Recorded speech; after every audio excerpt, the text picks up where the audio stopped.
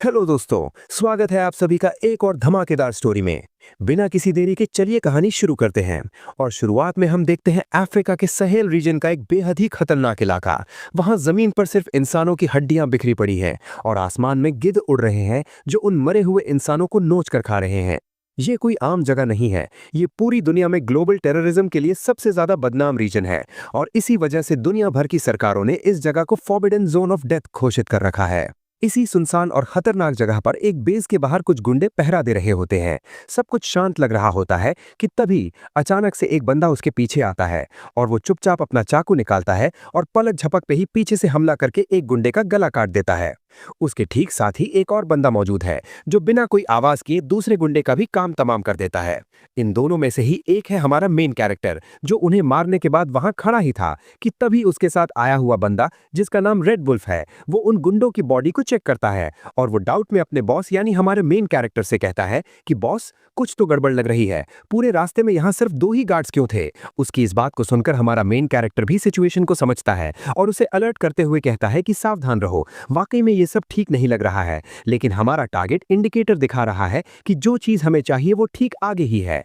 इस बात के बाद दोनों बिना वक्त बर्बाद किए उस बेस के अंदर दाखिल होने लगते हैं जिसके बाहर वो गुंडे पहरा दे रहे थे। अंदर का माहौल बिल्कुल शांत होता है। जैसे ही वो थोड़ा आगे बढ़ते हैं आखिरकार उन्हें एक बड़ा सा मेटल बॉक्स मिल जाता है जिसके लिए वो यहां तक आए थे। उस बॉक्स को देखते ही रेड वुल्फ इशारा करते हुए कहता है कि बॉस, हमारा आइटम वहां पर है। और इसके बाद दोनों तुरंत उस बॉक्स के पास जाते हैं और आगे बढ़कर जैसे ही उसे खोलते हैं अंदर का नजारा देखकर उनके होश उड़ जाते हैं। बॉक्स के अंदर से अचानक से एक लाल लाइट ब्लिंक होने लगती है और एक टाइमर चल पड़ता है। ये नजारा देखते ही हमारा मेन कैरेक्टर चिल्लाता है कि धत तेरी की, ये तो एक जाल है।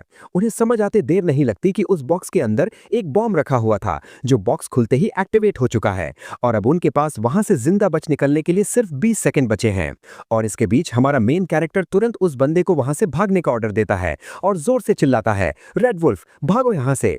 और तभी रेड वुल्फ भी चिल्लाता है, बॉस आप पहले जाइए। और उसके बाद जब हमारा मेन कैरेक्टर उस रूम से बाहर जाता है तब रेड वुल्फ उस ब्लास्ट होने वाले रूम के अंदर ही रुक जाता है और वहां का भारी गेट अंदर से बंद करने लगता है। और ये देखने के बाद हमारा मेन कैरेक्टर घबराहट में बाहर से चिल्लाता है कि तुम ये क्या कर रहे हो, जल्दी करो और बाहर निकलो। पर अंदर से रेड वुल्फ पूरी ताकत लगाकर डोर को बंद करते हुए वापस चिल्लाता है कि बॉस जल्दी यहां से निकलिए, वरना हम में से कोई भी जिंदा बाहर नहीं निकल पाएगा। और रेड वुल्फ को ऐसा करता देखकर हमारा मेन कैरेक्टर जोर से चिल्लाता है, रेड वुल्फ। पर तभी रेड वुल्फ उस डोर को बंद करते हुए अंदर से चिल्लाता है, चाहिए यहां से।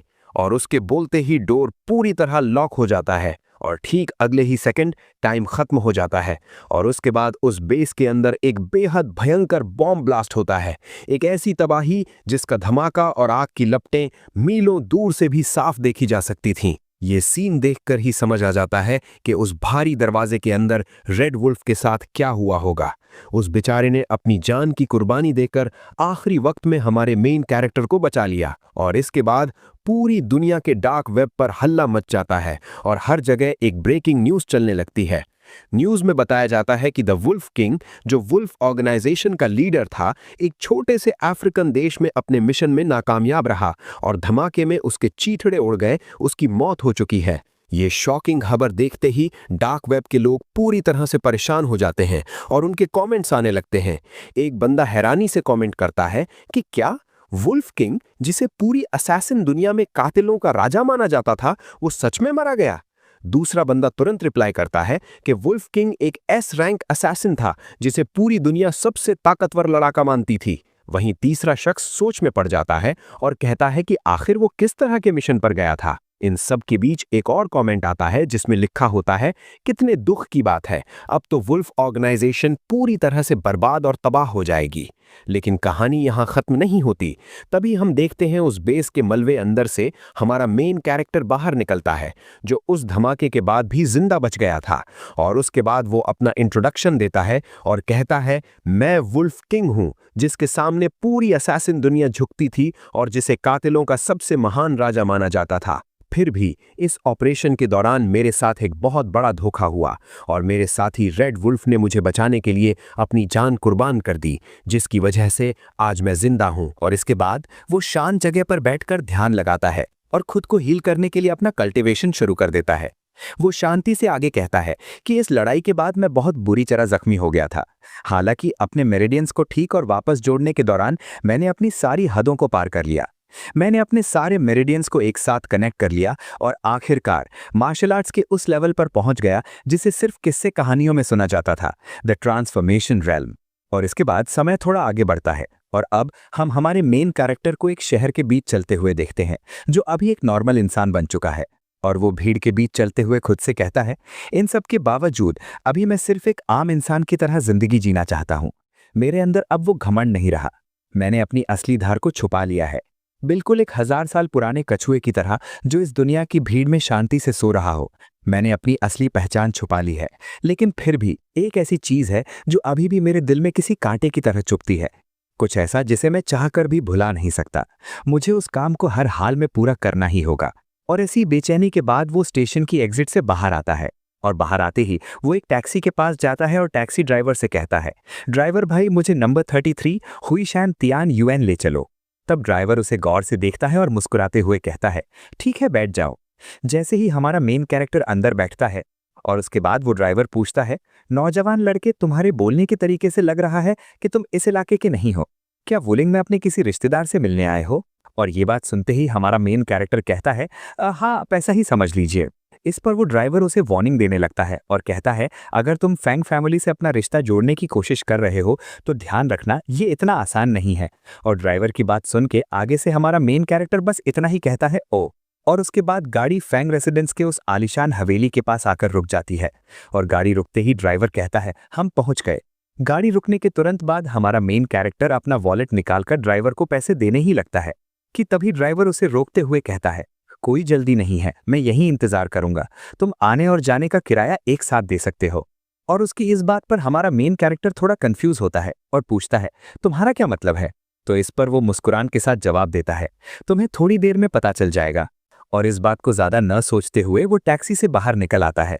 बाहर आकर जब वो उस घर के माहौल को देखता है तब वो कहता है, लगता है आज फैंग फैमिली में कोई खुशी का माहौल है। उसकी ये बात सुनकर पीछे कार में बैठा हुआ ड्राइवर उसके कपड़ों को घूरता है और बड़बड़ाता है, आज फैंग फैमिली के लिए एक बहुत बड़ा दिन है। तुम इतने फटे पुराने कपड़ों में आए हो, साफ पता चल रहा है कि तुम फैंग फैमिली के सहारे अपना सोशल स्टेटस बढ़ाने आए हो। ड्राइवर आगे एक शर्त लगाते हुए कहता है कि अगर तुम फैंग फैमिली के गेट के अंदर भी घुस गए ना तो मैं पूरे होंगशैन में नंगा दौड़ूंगा। ड्राइवर की इस बकवास को इग्नोर करते हुए हमारा मेन कैरेक्टर आगे बढ़ता है और फैंग रेजिडेंस के उस बड़े से दरवाजे के सामने आकर रुकता है। वो उस आलीशान गेट को देखते हुए खुद से कहता है, यही वो जगह है। और उसके बाद वो अपने मन में सोचता है, मुझे अपने डैड की आखिरी इच्छा जितनी जल्दी हो सके पूरी करनी है और फिर उस साल हुए उस इंसिडेंट की जांच करनी है। और इसके साथ जैसे ही वो गेट के अंदर कदम रखने के लिए आगे बढ़ता है, वहां खड़े सूट पहने 2 बॉडीगार्ड्स तुरंत उसे रोक देते हैं। एक बॉडीगार्ड बड़ी सख्ती से उसकी तरफ देखते हुए कहता है, इन्विटेशन? और इधर हमारा मेन कैरेक्टर पूछता है, कैसा इनविटेशन? उसकी ये बात सुनकर बॉडीगार्ड उसे ऊपर से नीचे तक स्कैन करता है और कहता है, अगर तुम यहाँ इस बैंक्वेट के लिए नहीं आए हो तो फिर तुम्हारा यहाँ क्या काम है? इस पर वो बिना घुमा फिराए सीधे पॉइंट पर आता है और कहता है, मैं यहाँ फेंग वांग मिंग यानी अंकल फेंग से मिलने आया हूँ। ये बोलकर वो तुरंत अपने पास से एक पुरानी फोटो निकालता है जिसमें उसके डैड और अंकल फेंग साथ थे। वो फोटो बॉडीगार्ड को दिखाते हुए बताता है, इस फोटो में जो आदमी है वो मेरे डैड है। और तभी बॉडीगार्ड उस फोटो को थोड़ा गौर से देखता है और धीरे से कहता है, शक्ल तो वाकई मिलती जुलती लग रही है। तभी अपनी आइडेंटिटी और क्लियर करने के लिए हमारा मेन कैरेक्टर अपने पास से एक छोटा सा बॉक्स आगे करता है और पूरे कॉन्फिडेंस के साथ कहता है, जैसे ही अंकल फेंग मेरे डैड का ये मेडल देखेंगे वो अपने आप मेरी आइडेंटिटी समझ जाएंगे। और इस बॉक्स को देखकर बॉडीगार्ड समझ जाते हैं कि मामला सीरियस है। एक बॉडीगार्ड रिस्पेक्ट के साथ उस बॉक्स को अपने हाथ में लेता है और कहता है, कृपया थोड़ी देर इंतजार करें, हम अभी मास्टर को तुरंत इन्फॉर्म करते हैं। तो इस पर हमारा मेन कैरेक्टर शांति से अपनी जगह पर खड़े रहते हुए कहता है, ठीक है। और इसके बाद सीन सीधा शिफ्ट होकर फेंग रेजिडेंस के अंदर जाता है। अंदर एक बहुत ही शानदार और ग्रैंड बैंक्वेट चल रहा होता है जहां फैमिली के लोग एक बड़ी सी डाइनिंग टेबल पर बैठकर खाना खा रहे होते हैं। माहौल पूरी तरह से जश्न में डूबा हुआ होता है और तभी टेबल पर बैठे फैमिली के सबसे बड़े एल्डर यानी ग्रैंडपा प्यार से यादें ताज़ा करते हुए कहते हैं, वक्त वाकई कितनी जल्दी गुजर जाता है। ऐसा लगता है जैसे कल की ही बात हो जब यून एक छोटी बच्ची थी और अपना बैकपैक पहनकर स्कूल जाती थी और अब उसकी एंगेजमेंट और मैरिज होने वाली है। ग्रैंडपा की ये बात सुनकर उनकी ग्रैंडडॉटर येयुन शर्मा जाती है और कहती है, ग्रैंडपा आप ये क्या कह रहे हैं? भले ही मेरी मैरिज हो जाए फिर भी मैं फेंग फैमिली का ही हिस्सा रहूंगी। लेकिन तभी ग्रैंडपा के सन यानी फेंग वानमिंग अपने हाथ में वाइन का ग्लास लेकर जोश में खड़ा होता है। वो सबका ध्यान अपनी तरफ खींचते हुए जोर से अनाउंस करता है, डिस्टिंग्विश्ड गेस्ट्स, आज मेरी डॉटर फेंगी युन और वान फैमिली के एल्डेस्ट यंग मास्टर वान जी मिंग की ग्रैंड एंगेजमेंट का दिन है। आइए हम सब अपने ग्लास उठाएं और इन दोनों यंग बच्चों को कॉन्ग्रेचुलेट करें। और मैं ये भी विश करता हूं कि हमारी फेंग फैमिली और वान फैमिली के बीच का बिजनेस ऐसे ही प्रॉस्पर करता रहे। और ये स्पीच सुनते ही वहां मौजूद हर एक गेस्ट एक्साइटमेंट से भर जाता है। सब अपने ग्लास हवा में उठाते हुए जोर से चिल्लाते हैं, चीयर्स, कॉन्ग्रेचुलेशंस, कॉन्ग्रेचुलेशंस। और इसके बीच कुछ गेस्ट्स इंप्रेस होकर आपस में बात करते हैं, फेंग और वान फैमिली के इस मैरिज अलायंस के साथ वो आने वाले वक्त में वुलिंग सिटी की हवा और बारिश को अपने इशारों पर नचा सकेंगे। दूसरे मेहमान भी इस बात से एग्री करते हुए कहते हैं, बिल्कुल बिल्कुल। लेकिन तभी बाहर खड़ा हुआ वही बॉडीगार्ड भागते हुए अंदर आता है अंकल फेंग के पास और टेंशन में कहता है, मास्टर एक गड़बड़ हो गई है। ये बात सुन के अंकल फेंग पूछते हैं, इतनी घबराहट क्यों है, क्या हुआ? तब वो बॉडीगार्ड वो बॉक्स उनके सामने खोलता है और बताता है, मास्टर बाहर एक यंग मैन आपको ढूंढ रहा है और वो ये लेकर आया है। और उसके बाद जैसे ही बॉक्स खुलता है तभी अंकल फेंग की नजर उस बॉक्स के अंदर रखे उस मेडल पर पड़ती है और उनका पूरा चेहरा झटके से बदल जाता है। उनकी आंखें फटी की फटी रह जाती हैं और वो पूरे शॉक में कहते हैं, ये तो क्या जियांग फैमिली से कोई यहाँ आया है? ये बात सुनकर अंकल फेंग की वाइफ जो उनके ठीक बगल में बैठी थी, ये सुनने के बाद कहती है, क्या जियांग फैमिली से कोई? उन्हें इस क्रिटिकल मोमेंट पर ही क्यों आना था? और उन दोनों की ऐसी टेंशन वाली हालत देखकर उनकी छोटी डॉटर परेशान होकर पूछती है, मॉम कौन सी जियांग फैमिली? आपके चेहरे के एक्सप्रेशंस अचानक कितने ड्रास्टिक तरीके से क्यों बदल गए? तो इस पर उसकी मॉम बताती है कि बहुत वक्त पहले तुम्हारे डैड ने तुम्हारी सिस्टर और जियांग फैमिली के सन जियांग हाओ का चाइल्डहुड बिट्रोदल फिक्स कर दिया था। ये नाम और मैरिज वाली बात सुनते ही वो लड़की बुरी तरह चौंक जाती है और जोर से चिल्लाती है, क्या? और उसके बाद वो तुरंत वहां बैठे ग्रैंडपा की तरफ देखती है और कहती है, ग्रैंडपा अगर आने वाला विजिटर वाकई जियांग फैमिली का सन है तो आपको मेरी सिस्टर के लिए खड़ा होना होगा। आप उसे किसी स्ट्रेंजर से मैरिज नहीं करने दे सकते। पर तभी ग्रैंडपा कहते हैं कि ठीक है, अभी पैनिक मत करो वान मिंग, तुम पहले जाकर देख लो। और उनका ये ऑर्डर मिलते ही अंकल फेंग अपनी फैमिली से कहते हैं कि आप सब यहीं रुकिए और थोड़ी देर वान फैमिली को एंटरटेन कीजिए, मैं खुद जाकर विजिटर को देखता हूं। और ये बात सुन के उनकी वाइफ भी कहती है, ठीक है। और इसके बाद अंकल फेंग चलते हुए मेन गेट की तरफ आते हैं और दरवाजे के पास आते ही उनकी नजरें सीधा बाहर खड़े हमारे मेन कैरेक्टर यानी जियांग हाओ पर पड़ती हैं। और अंकल फेंग का ध्यान जैसे ही जियांग हाओ पर जाता है तब अंकल फेंग के चेहरे का सारा टेंशन खुशी में बदल जाता है और वो जोश में चिल्लाते हैं, हाउजी ये वाकई तुम हो, मैंने इन सालों में तुम लोगों को कितना ढूंढा। और इधर जियांग हाओ के चेहरे पर भी एक रिलीफ और स्माइल आती है और वो कहता है, अंकल फेंग मुझे आने में देर हो गई और मेरी वजह से आपको परेशानी उठानी पड़ी। ये सुनते ही अंकल फेंग बिना एक सेकंड गवाए आगे बढ़ते हैं और जियांग हाओ को कस के गले लगा लेते हैं और कहते हैं, हमें आखिर बार मिले हुए सालों बीत गए और अब तुम वाकई एक ग्रोन यंग मैन बन गए हो। और गले मिलने के बाद अंकल फेंग थोड़ा पीछे हटते हैं और उनके चेहरे पर अब फिक्र दिखने लगती है और वो पूछते हैं, वैसे तुम्हारे डैड ठीक तो है ना, वो क्यों नहीं आए? लेकिन अपने डैड का जिक्र सुनते ही जियांग हाओ का मुस्कुराता हुआ चेहरा उदासी में डूब जाता है और कहता है, मेरे डैड का 10 साल पहले देहांत हो गया क्योंकि उनकी पुरानी चोटें फिर से उभर आई थीं। और जैसे ही हमारा मेन कैरेक्टर अपने डैड की मौत की खबर देता है, अंकल फेंग को एक बहुत बड़ा झटका लगता है। उनकी आंखें फटी की फटी रह जाती हैं और वो पूरे शौक में चिल्लाते हैं, क्या? अगले ही पल उनका चेहरा दुख और भारी पछतावे से उतर जाता है और वो अपनी नजरें नीचे झुका लेते हैं और खुद को कोसते हुए कहते हैं, ये सब मेरी गलती है। उस वक्त अगर उन्होंने मुझे बचाने के लिए अपनी जान खतरे में ना डाली होती तो उन्हें वो चोट कभी नहीं लगती। हाउजी, तुमने इन पिछले कुछ सालों में वाकई बहुत दुख झेले हैं। लेकिन अंकल फेंग की इस बात को सुनकर हमारा मेन कैरेक्टर बिल्कुल शांत रहता है और कहता है, कोई बात नहीं, ये सब अब बीते वक्त की बातें हैं। और उसके बाद वो अपने आने का असली मकसद बताते हुए कहता है, वैसे अंकल फेंग, मैं इस बार अपने डैड की आखिरी इच्छा पूरी करने आया हूँ। उन्होंने मुझसे आज के दिन आपसे मिलने को कहा था और बोला था कि जैसे ही मैं आपसे मिलूंगा सब कुछ अपने आप साफ हो जाएगा। और ये आखिरी इच्छा वाली बात सुनते ही अंकल फेंग का चेहरा अचानक टेंशन में आ जाता है और कहते हैं, तुम्हारे डैड की आखिरी इच्छा? हाँ मैं समझता हूँ, पर बात ऐसी है कि अभी इस वक्त। लेकिन उनकी बात पूरी भी नहीं होती कि तभी अचानक से पीछे से उनकी पूरी फैमिली चलते हुए बाहर आ जाती है और अपनी वाइफ और किड्स को बाहर आता देख अंकल फेंग थोड़ा हैरान होते हैं और पूछते हैं, तुम सब यहाँ बाहर क्यों आ गए? क्या वान फैमिली के सभी काम निपट गए हैं? उनकी इस बात पर उनकी वाइफ तुरंत जवाब देती है, हाँ, हमने लोगों को उन्हें विदा करने के लिए भेज दिया है। ये सुनने के बाद अंकल फैंग हमारे मेन कैरेक्टर का इंट्रोडक्शन करवाते हैं। वो इशारा करते हुए कहते हैं, हाउजी, ये तुम्हारी आंटी हैं और ये यीउन है। तुम्हें ये लोग अभी भी याद होंगे, है ना? जब तुम दोनों छोटे थे तो एक साथ घर घर खेला करते थे। तब आगे से जैंग हाओ के चेहरे पर एक स्माइल आ जाती है और वो यीउन की तरफ देखते हुए कहता है, सिस्टर यीउन, हमें आखिरी बार मिले हुए बहुत साल हो गए हैं। आप इतनी बदल गई हैं कि मैं तो लगभग तुम्हें पहचान ही नहीं पाया। ये बात सुन के यीउन भी कहती है, हेलो, मेरी बचपन की यादें भी थोड़ी धुंधली हो चुकी हैं। पर इसके बीच यीउन की छोटी सिस्टर गुस्से से आगे आती है और उस पर जोर से चिल्लाती है, हाँ, 10 साल से भी ज्यादा वक्त के बाद आज अचानक से यहाँ आकर खड़े हो गए, वो भी ठीक आज के ही दिन। सच सच बताओ, तुम यहाँ आज किस मकसद से आए हो? और तभी बीच में यीउन का ब्रदर हाओमिंग भी आगे बढ़कर चिल्लाता है, क्या ये पूछने की भी कोई जरूरत है? साफ दिख रहा है कि ये मेरी सिस्टर के लिए आया है, ताकि हमारी फैंग फैमिली के सहारे अपना सोशल स्टेटस बढ़ा सके। मैं तुम्हें एक बात साफ बता दूं, अपने ख्याली पुलाव पकाना बंद करो। मेरी सिस्टर की सगाई पहले ही वान फैमिली के यंग मास्टर से हो चुकी है। और उसके इस बदतमीजी भरे बर्ताव को देखकर अंकल फैंग का गुस्सा आसमान छू लेता है। वो जोर से चिल्लाते हुए कहते हैं, हाओमिंग, अपना मुंह बंद रखो। और इस पूरी गाली गलौच और सगाई वाली बात को सुनकर हमारा मेन कैरेक्टर पूरी तरह से कंफ्यूज हो जाता है और वो सीधे अंकल फैंग की तरफ घूमकर पूछता है, अंकल फैंग, आखिर ये सब चल क्या रहा है? मैं तो यहाँ इस बार अपने डैड की आखिरी इच्छा के लिए आया था।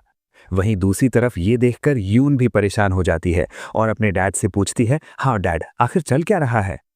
और तभी अंकल फैंग एक लंबी और भारी सांस लेते हैं और वो हमारे मेन कैरेक्टर की तरफ देखते हुए बोलते हैं, हाउजी, उस वक्त तुम्हारे डैड और मैंने तुम्हारे और यीउन के लिए बचपन में ही शादी तय कर दी थी और यही तुम्हारे डैड की आखिरी इच्छा है। और जैसे ही ये बात सुनते हैं, यीउन और हमारा मेन कैरेक्टर दोनों के होश बुरी तरह से उड़ जाते हैं और जोर से चिल्लाते हैं, क्या बचपन में तय की गई शादी? और उसके बाद अंकल फेंग कहते हैं कि यही सच है, ये वो अग्रीमेंट है जो मैंने पास्ट में तुम्हारे फादर के साथ किया था, इसको एक वादा ही समझो। ये बात सुनकर जियांग हाओ थोड़ा फ्रीज हो जाता है और अपने मन में सोचता है, तो मेरे डैड की आखिरी इच्छा ये बचपन की शादी थी? लेकिन अगले ही पल उसके फेस पर टेंशन आ जाती है और वो सोचता है, नहीं, एक बार जब तुम मार्शल वर्ल्ड में एंटर करते हो तो ये समुंदर जैसा गहरा होता है। अभी शादी करने से सिर्फ मुझे और बाकी सभी लोगों को नुकसान ही होगा। और ये सब सोचने के बाद जियांग हाओ सीधे कहता है, अंकल फेंग, अगर ये मेरे डैड की आखिरी इच्छा है तो मैं इस शादी को कैंसिल करना चाहता हूँ। लेकिन ये बात सुन के यीउन का भाई हाओमिंग गुस्से में आकर चिल्लाता है, हिपोक्रिट, तुम आज यहाँ भागकर इसलिए आए हो क्योंकि तुम्हें पता चल गया था कि मेरी बहन और वान फैमिली के यंग मास्टर की एंगेजमेंट होने वाली है ना? और उसके आगे यीउन की बहन भी ताना मारती है और कहती है, सही कहा, तुम बस इस बात से डरते हो कि तुम हमारी फैमिली की सोशल लैडर तक कभी नहीं पहुंच पाओगे। और जियांग हाओ की बात सुनकर अंकल फेंग बुरी तरह शॉक हो जाते हैं और उनके मुंह से निकलता है, क्या? और इधर हाओमिंग और जोर से चिल्लाता है, वो बस एक भिखारी है, उसके पास मेरा ब्रदर इन लॉ बनने का क्या राइट है? और उसके मुंह से ऐसी बातें सुनकर अंकल फेंग गुस्से में हाओमिंग को डांटते हुए गुस्से में कहते हैं, बदतमीज, अभी के अभी हाउजी से माफी मांगो, वरना देखो मैं तुम्हें कैसा सबक सिखाता हूं। इस डांट का हाओमिंग पर कोई असर नहीं होता और वो अंकल फेंग के आगे खड़ा हो जाता है और बोलता है, डैड, तो आइए मुझे मारिए। अगर आपके पास मेरी बहन की शादी एक भिखारी से करवाने का दिल है तो बस मुझे मार ही डालिए। और जब अंकल फेंग उसे एक थप्पड़ लगाने ही वाले थे कि तभी यीउन रोते हुए अपने भाई के आगे आती है और अपने डैड से पूछती है, डैड, क्या आप वाकई मेरा वान फैमिली के साथ एंगेजमेंट कैंसिल करके मेरी शादी जियांग हाओ से करवाना चाहते हैं?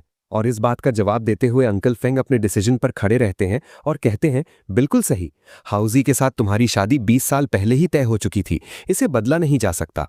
और ये बात सुनकर यीउन रोते हुए चिल्लाती है, अपने खुद के सेल्फिश प्रॉमिस के लिए अपनी बेटी की खुशी को कंप्लीटली डिसरिगार्ड कर देना आप एक फादर कहलाने के लायक नहीं है।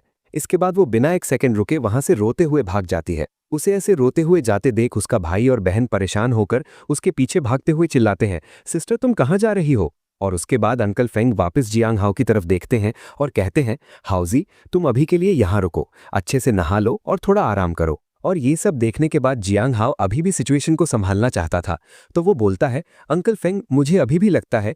लेकिन अंकल फेंग उसे आगे बोलने ही नहीं देते और तुरंत रोकते हुए कहते हैं, मेरी बात सुनो, मैं सब कुछ ठीक कर लूंगा। और इसके बाद रात हो जाती है। जियांग हाओ अपने रूम में अकेले बैठकर प्रैक्टिस कर रहा होता है। वो कंसंट्रेशन के साथ बताता है कि हर दिन इस वक्त मैं इनर ब्रीदिंग मेंटल टेक्निक की प्रैक्टिस करता हूँ। ये मुझे हेवन और अर्थ की ची एब्जॉर्ब करने, मेरे मैरो को क्लेंस करने, मेरे इंटरनल ऑर्गन्स को स्ट्रांग बनाने और मेरे 5 सेंसेस को शार्प करने में हेल्प करता है। उसकी बॉडी के अंदर एक अलग सी एनर्जी फ्लो कर रही होती है और वो सोचता है अभी मैं ट्रांसफॉर्मेशन रेल्म में स्टेप रखने ही वाला हूं। इसके बाद सीधा सीन शिफ्ट होता है अंकल फैंग और उनके फादर यानी कि दादाजी की तरफ, और तभी उनके डैड अंकल फैंग से पूछते हैं, वनमिंग, क्या तुमने यीयुन की शादी जियांग हाओ से करवाने की पूरी जिद पकड़ ली है? तो इस पे अंकल फैंग कहते हैं, हाँ, हाओजी के फादर की मौत मेरी वजह से हुई थी। अगर पास्ट में उन्होंने मेरी जान बचाते हुए वो सिवियर इंजरीज नहीं ली होती तो उनकी फैमिली कभी बर्बाद नहीं होती और आज ये प्रॉस्परिंग फैंग फैमिली एग्जिस्ट ही नहीं करती। और वो आगे कहते हैं, डैड, अगर मैं अपना प्रॉमिस तोड़ दूं और एंगेजमेंट कैंसिल कर दूं तो क्या मैं एक इंसान कहलाने लायक रहूंगा? तो ये बात सुन के उनके फादर उसे कहते हैं, ऐसा करके तुम अपना ओरिजिनल प्रॉमिस तो फुलफिल कर रहे हो, लेकिन तुम यीयुन को सफर करवा रहे हो। लेकिन अंकल फैंग रिप्लाई करते हैं, यीयुन मेरी बेटी है, वो डेफिनेटली फ्यूचर में अपने फादर की डिफिकल्टीज को समझ जाएगी। तब उसके डैड एक और मेजर प्रॉब्लम याद दिलाते हुए बोलते हैं, अभी वूलिंग सिटी में हर कोई हमारी फेंग और वान फैमिलीज के बीच के मैरिज अलायंस के बारे में जानता है। अभी एंगेजमेंट कैंसिल करने का मतलब है डायरेक्टली वान फैमिली के गुस्से को ट्रिगर करना। तो इस पर अंकल फेंग रिप्लाई करते हैं, मैं इस प्रॉब्लम को डील करने का कोई रास्ता निकाल लूंगा। और ये डिसाइड होने के बाद उसके डैड कहते हैं कि मैं इस शादी के लिए अग्री कर सकता हूं, लेकिन 3 कंडीशंस पर। अंकल फेंग तुरंत पूछते हैं, कौन सी कंडीशंस? तब वो आगे कहते हैं, फर्स्ट, उसका कैरेक्टर ऑब्जर्व करने के लिए 3 महीने का टाइम। सेकंड, तुम साइडलाइन से उसकी कोई मदद नहीं करोगे। थर्ड, उसे हमारी फेंग फैमिली का live in son in law बनना होगा। और ये live in son in law वाली कंडीशन सुनकर अंकल फेंग एकदम सोच में पड़ जाते हैं और टेंशन में बोलते हैं, एक live in son in law, क्या हाउजी इसके लिए अग्री करेगा? तो इस पर उसके डैड अपने फैमिली स्टेटस का प्राइड दिखाते हुए समझाते हैं, हमारी फेंग फैमिली का वुलिंग सिटी में एक प्रोमिनेंट स्टेटस है। हम अपनी सबसे बड़ी बेटी की शादी एक ऐसे गरीब लड़के से कैसे कर सकते हैं जिसका एब्सोल्युटली कोई बैकग्राउंड ही नहीं है? और ये सभी बात सुन के अंकल फेंग अग्री करते हुए कहते हैं, ठीक है, अगर ऐसी बात है तो मैं जाकर हाउजी से बात करूंगा। इसके तुरंत बाद सीन वापस हाउजी की तरफ आता है और वो अपनी प्रैक्टिस कंप्लीट करके जस्ट बेड पर बैठा ही होता है और मन में सोच रहा होता है, अंकल फेंग ने मेरी भलाई के लिए इसके बारे में बहुत ज्यादा सोचा है, मैं अब उनके लिए और ज्यादा मुश्किलें खड़ी नहीं कर सकता। तभी बाहर से अंकल फेंग आते हैं और दरवाजे पर नॉक करके पूछते हैं, हाउजी, क्या तुम सो गए हो? तब जियांग हाओ डोर ओपन करने के लिए जाता है, शर्ट पहनकर बोलता है, नहीं, अभी तक नहीं अंकल फेंग, प्लीज अंदर आइए। तब अंकल फेंग रूम में एंटर करते हैं और आगे आकर बोलते हैं, हाउजी, यूएन के साथ तुम्हारी शादी के बारे में? अंकल फेंग अपना सेंटेंस कंप्लीट भी नहीं कर पाते कि जियांग हाओ कहता है कि अंकल फेंग, मैं आपके लिए चीजें डिफिकल्ट नहीं करूंगा, मैं जो भी कहेंगे मैं उस पर अग्री करूंगा। और ये अनएक्सपेक्टेड आंसर सुनकर अंकल फेंग कंप्लीटली सरप्राइज रह जाते हैं और उनकी आवाज में थोड़ी कंफ्यूजन होती है, सच में हाउजी, क्या तुम फेंग फैमिली में एक live in son in law बनकर शादी कर सकते हो? तो इस पर जियांग हाओ एकदम सीधा रिप्लाई करता है, हाँ, मैं कर सकता हूं, मुझे मंजूर है। लेकिन अंकल फेंग थोड़े इमोशनल होते हुए कहते हैं, मेरे बच्चे, अंकल फेंग तुमसे माफी मांगते हैं। उनकी इस हालत को देखकर जियांग हाओ उन्हें तसल्ली देते हुए कहता है, अंकल फेंग, आप कुछ ज्यादा ही सीरियस हो रहे हैं। ये सुनकर अंकल फेंग भी शांत होते हैं और कहते हैं, ठीक है, अब तुम आराम करो, मैं जाकर सब तैयारियां करता हूं। और उसके बाद अंकल फेंग यहां से चले जाते हैं। और जैसे ही अंकल फेंग वहां से निकलते हैं, जियांग हाओ अपने मन में सोचता है, अंकल फेंग के लिए चीजें मुश्किल ना हो इसलिए मैं अभी के लिए मान जाता हूं। कुछ देर बाद वो आगे सोचता है, और जहां तक बात 3 महीने बाद की है, तब तक तो मैं इस शहर से बहुत दूर जा चुका हूंगा। और इसके बाद सीन सीधा वैन फैमिली की तरफ शिफ्ट हो जाता है। वैन गुओ फेंग गुस्से में टेबल पर जोर से अपना हाथ पटकते हुए चिल्लाता है, क्या सगाई कैंसिल कर दो? और वो अंकल फेंग को घूरते हुए आगे कहता है, सगाई की रस्म में बस 3 दिन बचे हैं, तो मेरे साथ मजाक तो नहीं कर रहे ना? तो इस पे अंकल फेंग शांति से मुद्दे को संभालते हुए बोलते हैं, मुझे उम्मीद है कि भाई वैन मेरी मजबूरी समझेंगे, आखिर वादा पहले किया गया था। अपने असूलों का हवाला देते हुए वो समझाते हैं, तुम नहीं चाहोगे ना कि मैं एक ऐसा इंसान बन जाऊं जो अपनी जुबान से मुकर जाए और अपने असूल तोड़ दूं? ये जवाब सुनते ही वैन गुओ फेंग और भड़क जाता है और कहता है, तो क्या तुम मेरी वैन फैमिली का मजाक बना दोगे और हमें पूरे वुलिंग सिटी के सामने एक तमाशा बनाकर रख दोगे? इसी टेंशन के बीच अंकल फेंग बात को संभालते हुए कहते हैं, क्योंकि बात यहां तक आ चुकी है तो अपनी माफी जाहिर करने के लिए फेंग ग्रुप एक्सेंट डिस्ट्रिक्ट से पीछे हट जाएगा। लेकिन ये ऑफर सुनते ही वैन गुओ फेंग का गुस्सा और बढ़ जाता है। वो गुस्से से उनकी तरफ देखता है और कहता है, क्या तुमने मेरी वैन फैमिली को 3 साल का बच्चा समझ रखा है? पहले थप्पड़ मारते हो और फिर मिठाई पकड़ा देते हो। मेरी वैन फैमिली इस बात को ऐसे ही जाने नहीं देगी, हम तुम्हारी फेंग फैमिली को इसकी कीमत चुकाने पर मजबूर कर देंगे। इस धमकी के बाद वान गू फेंग वहां से गुस्से में चला जाता है। वहीं दूसरी तरफ सीन किसी इंटरनेट कैफे में शिफ्ट होता है। यहां जियांग हाओ सिस्टम के सामने बैठा होता है, पर वो यहां गेम खेलने नहीं बल्कि अपने किसी डार्क काम के लिए आया होता है। वो डार्क वेब खोलता है जहां स्क्रीन पर एक ओल्ड मैन की बाउंटी दिख रही होती है। उसका नाम था पान यून बाय। जियांग हाओ स्क्रीन पर उस चेहरे को घूरता है और मन में सोचता है, ये एक S rank martial arts grand master है, इसकी कीमत इतनी तो होनी ही चाहिए। स्क्रीन पर पान यून बाय की आगे की डिटेल्स आती हैं, जिसमें बताया गया था कि वो एक हुआक्शिया ग्रैंड मास्टर और सदर्न फिस्ट मास्टर है, जिसे ईस्टर्न रूमिंग ड्रैगन के नाम से जाना जाता है। कोल्स फैमिली ने उस पर ग्लोबल किल ऑर्डर निकाल रखा था, जिसकी बाउंटी 200 मिलियन यूएस डॉलर्स थी।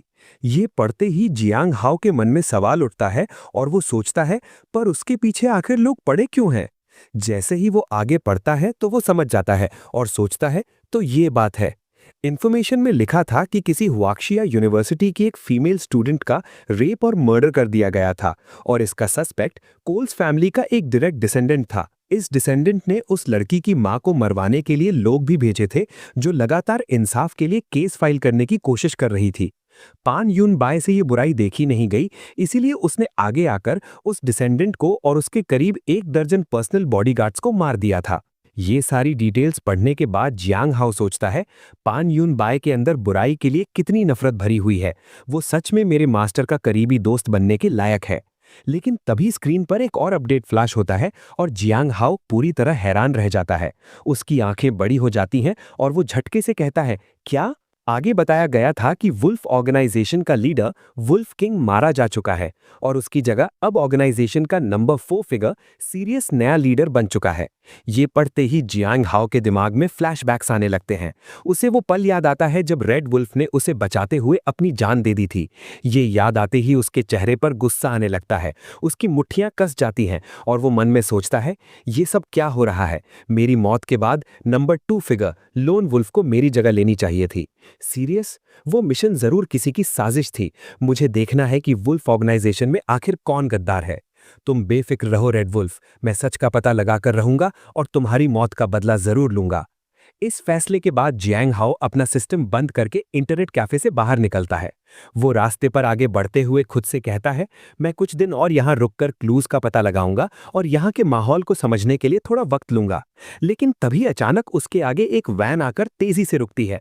दरवाजा खुलता है और अंदर से 2 गुंडे बाहर निकलते हैं। एक गुंडा जियांग हाओ की तरफ बढ़ता है और कहता है, दोस्त, एक एहसान कर और हमारे साथ चल। दोनों गुंडे उसे डराने के लिए अपने चाकू निकाल लेते हैं और दूसरा गुंडा धमकाते हुए कहता है, बच्चे, अगर तूने दोबारा विरोध करने की कोशिश की तो मैं सफेद चाकू अंदर डालूंगा और लाल बाहर निकालूंगा। ये सब देखकर जियांग हाओ उन्हें घूरता है और शांति से अपने मन में सोचता है, लगता है ये बस आम गुंडे हैं, मैं इस तरह अपनी पहचान सामने नहीं ला सकता। पहले देखता हूं कि ये आखिर करना क्या चाहते हैं। और उसके बाद वो अपने दोनों हाथ हवा में ऊपर करता है और उनसे कहता है, तुम दोनों बात करके मसला सुलझाते हैं, ये मारपीट मत करो। पर गुंडा गुस्से में चिल्लाता है, बेकार की बातें बंद करो, गाड़ी में बैठो। वो गुंडे जियांग हाओ को धक्का देते हुए वैन के अंदर ले आते हैं।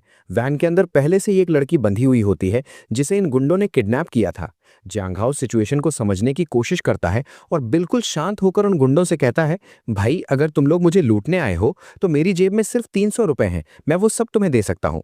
उसकी बात सुनकर एक गुंडा गुस्से से कहता है, चुप कर, कोई चालाकी करने की कोशिश मत करना, हम तुझे तेरे 300 रुपए के लिए नहीं उठा रहे हैं। ये सुनते ही जियांग हाओ थोड़ा हैरान होने की एक्टिंग करता है और पूछता है, अगर पैसों के लिए नहीं तो फिर मुझे क्यों उठा रहे हो?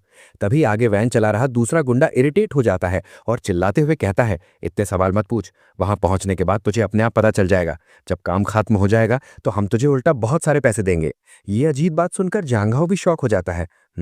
इसके बाद वो गुंडे जियांग हाओ और उस लड़की को लेकर किसी दूसरी जगह की तरफ निकल जाते हैं। यहां से सीन सीधा उस लड़की, जिसका नाम याओ याओ था, उसके घर पर शिफ्ट होता है। घर में माहौल बहुत टेंस होता है और सबके चेहरे पर डर और परेशानी साफ दिख रही होती है।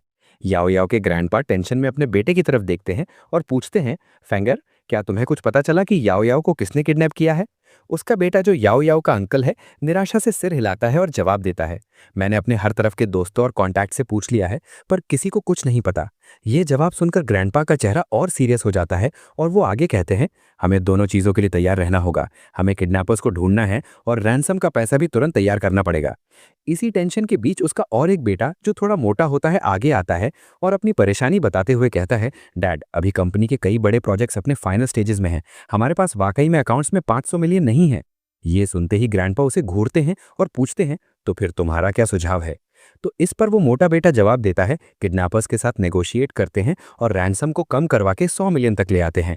अपने भाई की ऐसी बात सुनते ही याओ याओ पापेटा गुस्से में आ जाता है और तुरंत कहता है, आप जो बोल रहे हैं वो बहुत गैर जिम्मेदाराना है बड़े भाई। अगर मेरी बेटी याओ याओ की जगह आपका बेटा जिनफेंग किडनैप हुआ होता तो क्या आप तब भी यही बात कहते? तो इस पर वो मोटा भाई बिना हिचकिचाए सीधा जवाब देता है, अगर जिनफेंग भी किडनैप हुआ होता तो भी मैं बिल्कुल यही करता। ये बहस सुनते सुनते ग्रैंडपा का गुस्सा आसमान छू लेता है। वो जोर से कुर्सी पर अपना हाथ पटकते हैं और चिल्लाते हैं, बस करो तुम सब। और वो आगे कहते हैं, 500 मिलियन जमा करने का कोई तरीका ढूंढो। पैसा तो बस दुनिया की मोह माया है, अगर वो चली गई तो हमेशा के लिए चली जाएगी।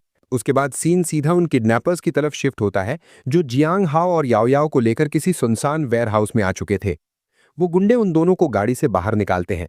जैसे ही याओ याओ के मुंह पर बंधा हुआ कपड़ा खोला जाता है, वो तुरंत जोर जोर से चिल्लाने लगती है, बचाओ बचाओ, मुझे किडनैप कर लिया गया है। उसका चिल्लाना सुनकर एक गुंडा उसके पास आता है और धमकाते हुए कहता है, छोटी कुतिया, अगर तू ऐसे ही चिल्लाती रही तो मैं तुझे अभी यहां नंगा करूंगा, तेरा इज्जत लूटूंगा और फिर तुझे जान से मार दूंगा। ये घिनौनी धमकी सुनकर याओ याओ पीछे हटने लगती है और डर के मारे चिल्लाती है, मेरे पास मत आना। वो थोड़ी और हिम्मत जुटाती है और गुस्से से कहती है, अगर तुमने कुछ भी करने की कोशिश की तो मैं अपनी जीभ काट लूंगी और तुरंत अपनी जान दे दूंगी। लेकिन उसकी ये धमकी सुनकर भी वो गुंडा कहता है, आह, हमें तो तब और मजा आता है जब वो हिलती डुलती नहीं है, हम उनके साथ जो चाहे वो कर सकते हैं। और तभी दूसरा गुंडा जो उनका बॉस था आगे आता है और चिल्लाता है, ये बकवास बंद कर और अपने काम पर ध्यान दे। बॉस की बात सुनते ही वो गुंडा तुरंत सीधा होता है और कहता है, समझ गया बॉस, मेरी वीडियो शूटिंग स्किल्स एकदम टॉप नॉच है। और उसके बाद वो कैमरा सेट करता है और वीडियो बनाने की तैयारी करने लगता है। ये देखकर याओ याओ की आंखें शौक से बड़ी हो जाती हैं और वो घबराते हुए पूछती है, तुम लोग क्या फिल्म करने वाले हो? उसका दिमाग तेजी से चलता है और वो समझ जाती है, तुम लोग जिन फैमिली को डराने और उनसे रैंसम लेने के लिए एक मर्डर वीडियो बनाना चाहते हो। उसकी समझदारी देखकर बॉस उसकी तरफ देखता है और कहता है, तो काफी स्मार्ट है छोटी कुतिया। ये सुनते ही याओ याओ गुस्से और डर दोनों से भरी आवाज में चिल्लाती है, तुम लोग जानवर हो, ये बहुत ज्यादा निर्दयी है। और ये बात समझकर जियांग हाओ उनसे पूछता है, क्या तुमने ये नहीं कहा था कि काम होने के बाद तुम लोग मुझे बहुत सारे पैसे दोगे? तुम अपनी बात से क्यों मुकर रहे हो? उसकी ये बात सुनकर एक गुंडा हंसते हुए कहता है, फिक्र मत कर, एक बार तू मर जाए उसके बाद हम डेफिनेटली तेरे लिए नर्क वाले बहुत सारे पैसे जला देंगे। और ये खतरनाक सिचुएशन देखकर याओ याओ बुरी तरह डर जाती है और जियांग हाओ की तरफ देखकर घबराते हुए चिल्लाती है, जल्दी करो और इनसे रहम की भीख मांगो, वरना ये सच में तुम्हें जान से मार देंगे। उसकी बात सुनने के बाद सामने खड़ा गुंडा जियांग हाओ को घूरता है और हैरानी से कहता है, तुम सच में डर नहीं रहे हो?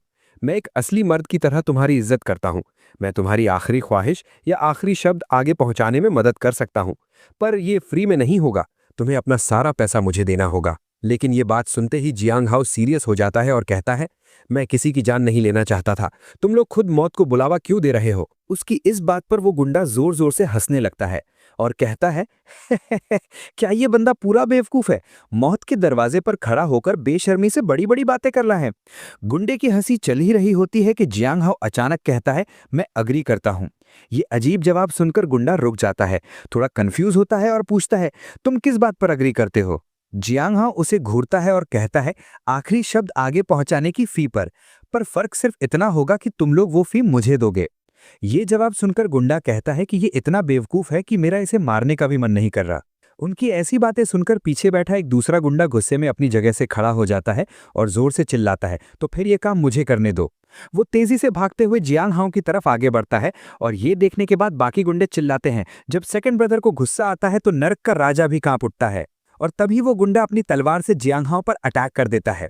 ये खतरनाक अटैक अपनी तरफ आते देख याओ याओ बुरी तरह डर जाती है, लेकिन जियांग हाओ अपनी जगह से बिल्कुल नहीं हिलता और अचानक आगे बढ़कर पूरी ताकत से उस गुंडे को एक मुक्का मार देता है। इस एक मुक्के की ताकत इतनी ज्यादा होती है कि वो गुंडा वहीं जमीन पर गिरता है और तुरंत खत्म हो जाता है।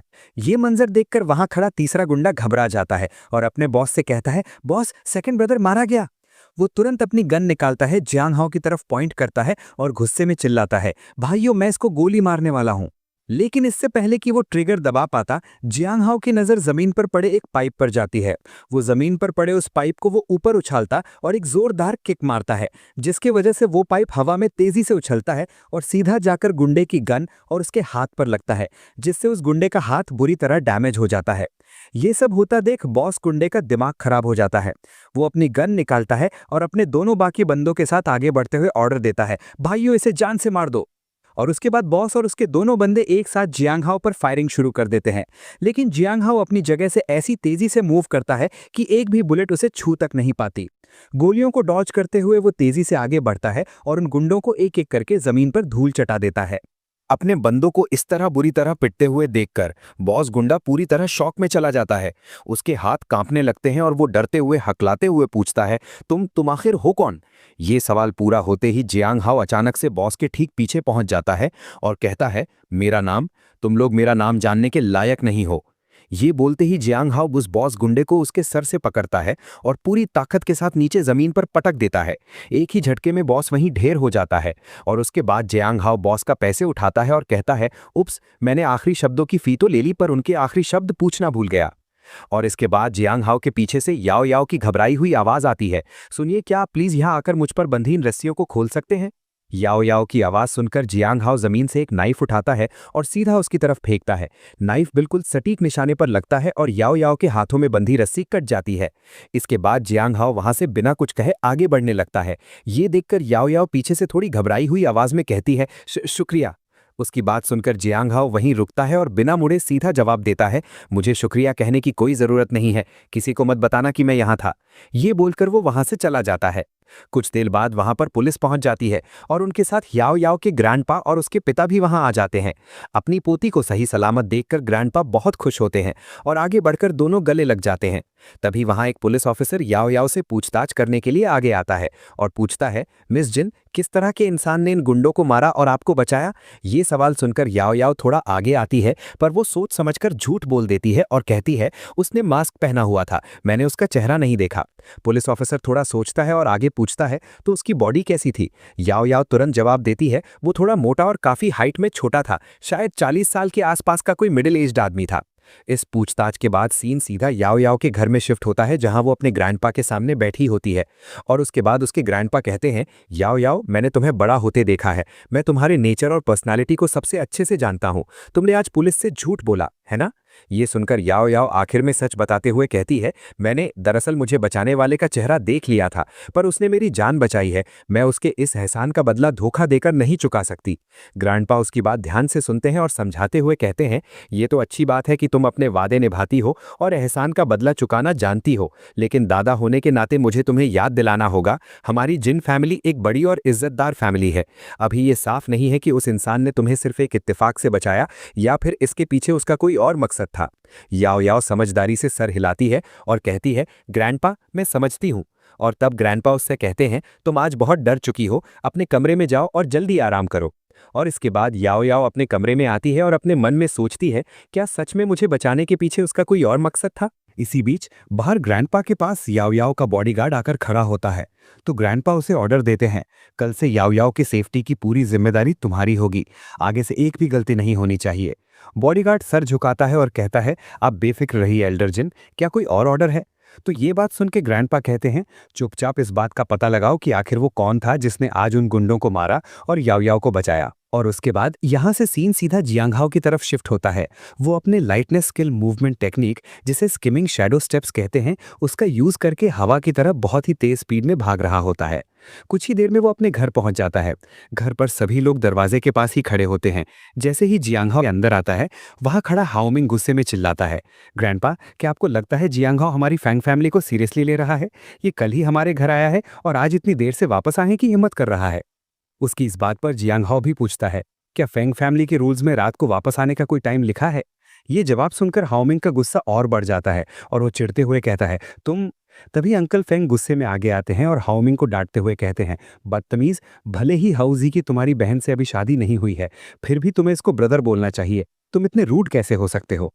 लेकिन हाओमिंग रुकने वाला नहीं था। वो गुस्से से भरा हुआ था और चिल्लाते हुए कहता है, एक गरीब लड़का जिसके पास ना कोई एजुकेशन है, ना ही कोई बैकग्राउंड, ये किस हिसाब से मेरा जीजा बनने के लायक है? अगर ब्रदर जिमिंग से इसकी तुलना करें तो ये वही बात हुई जैसे कोई जुगनू चमकते चांद का सामना करने की कोशिश कर रहा हो। शायद आपको अभी तक नहीं पता है ना, ब्रदर जिमिंग के गॉडफादर वुलिंग सिटी के अंडरवर्ल्ड के सबसे बड़े बॉस लॉर्ड ले हैं।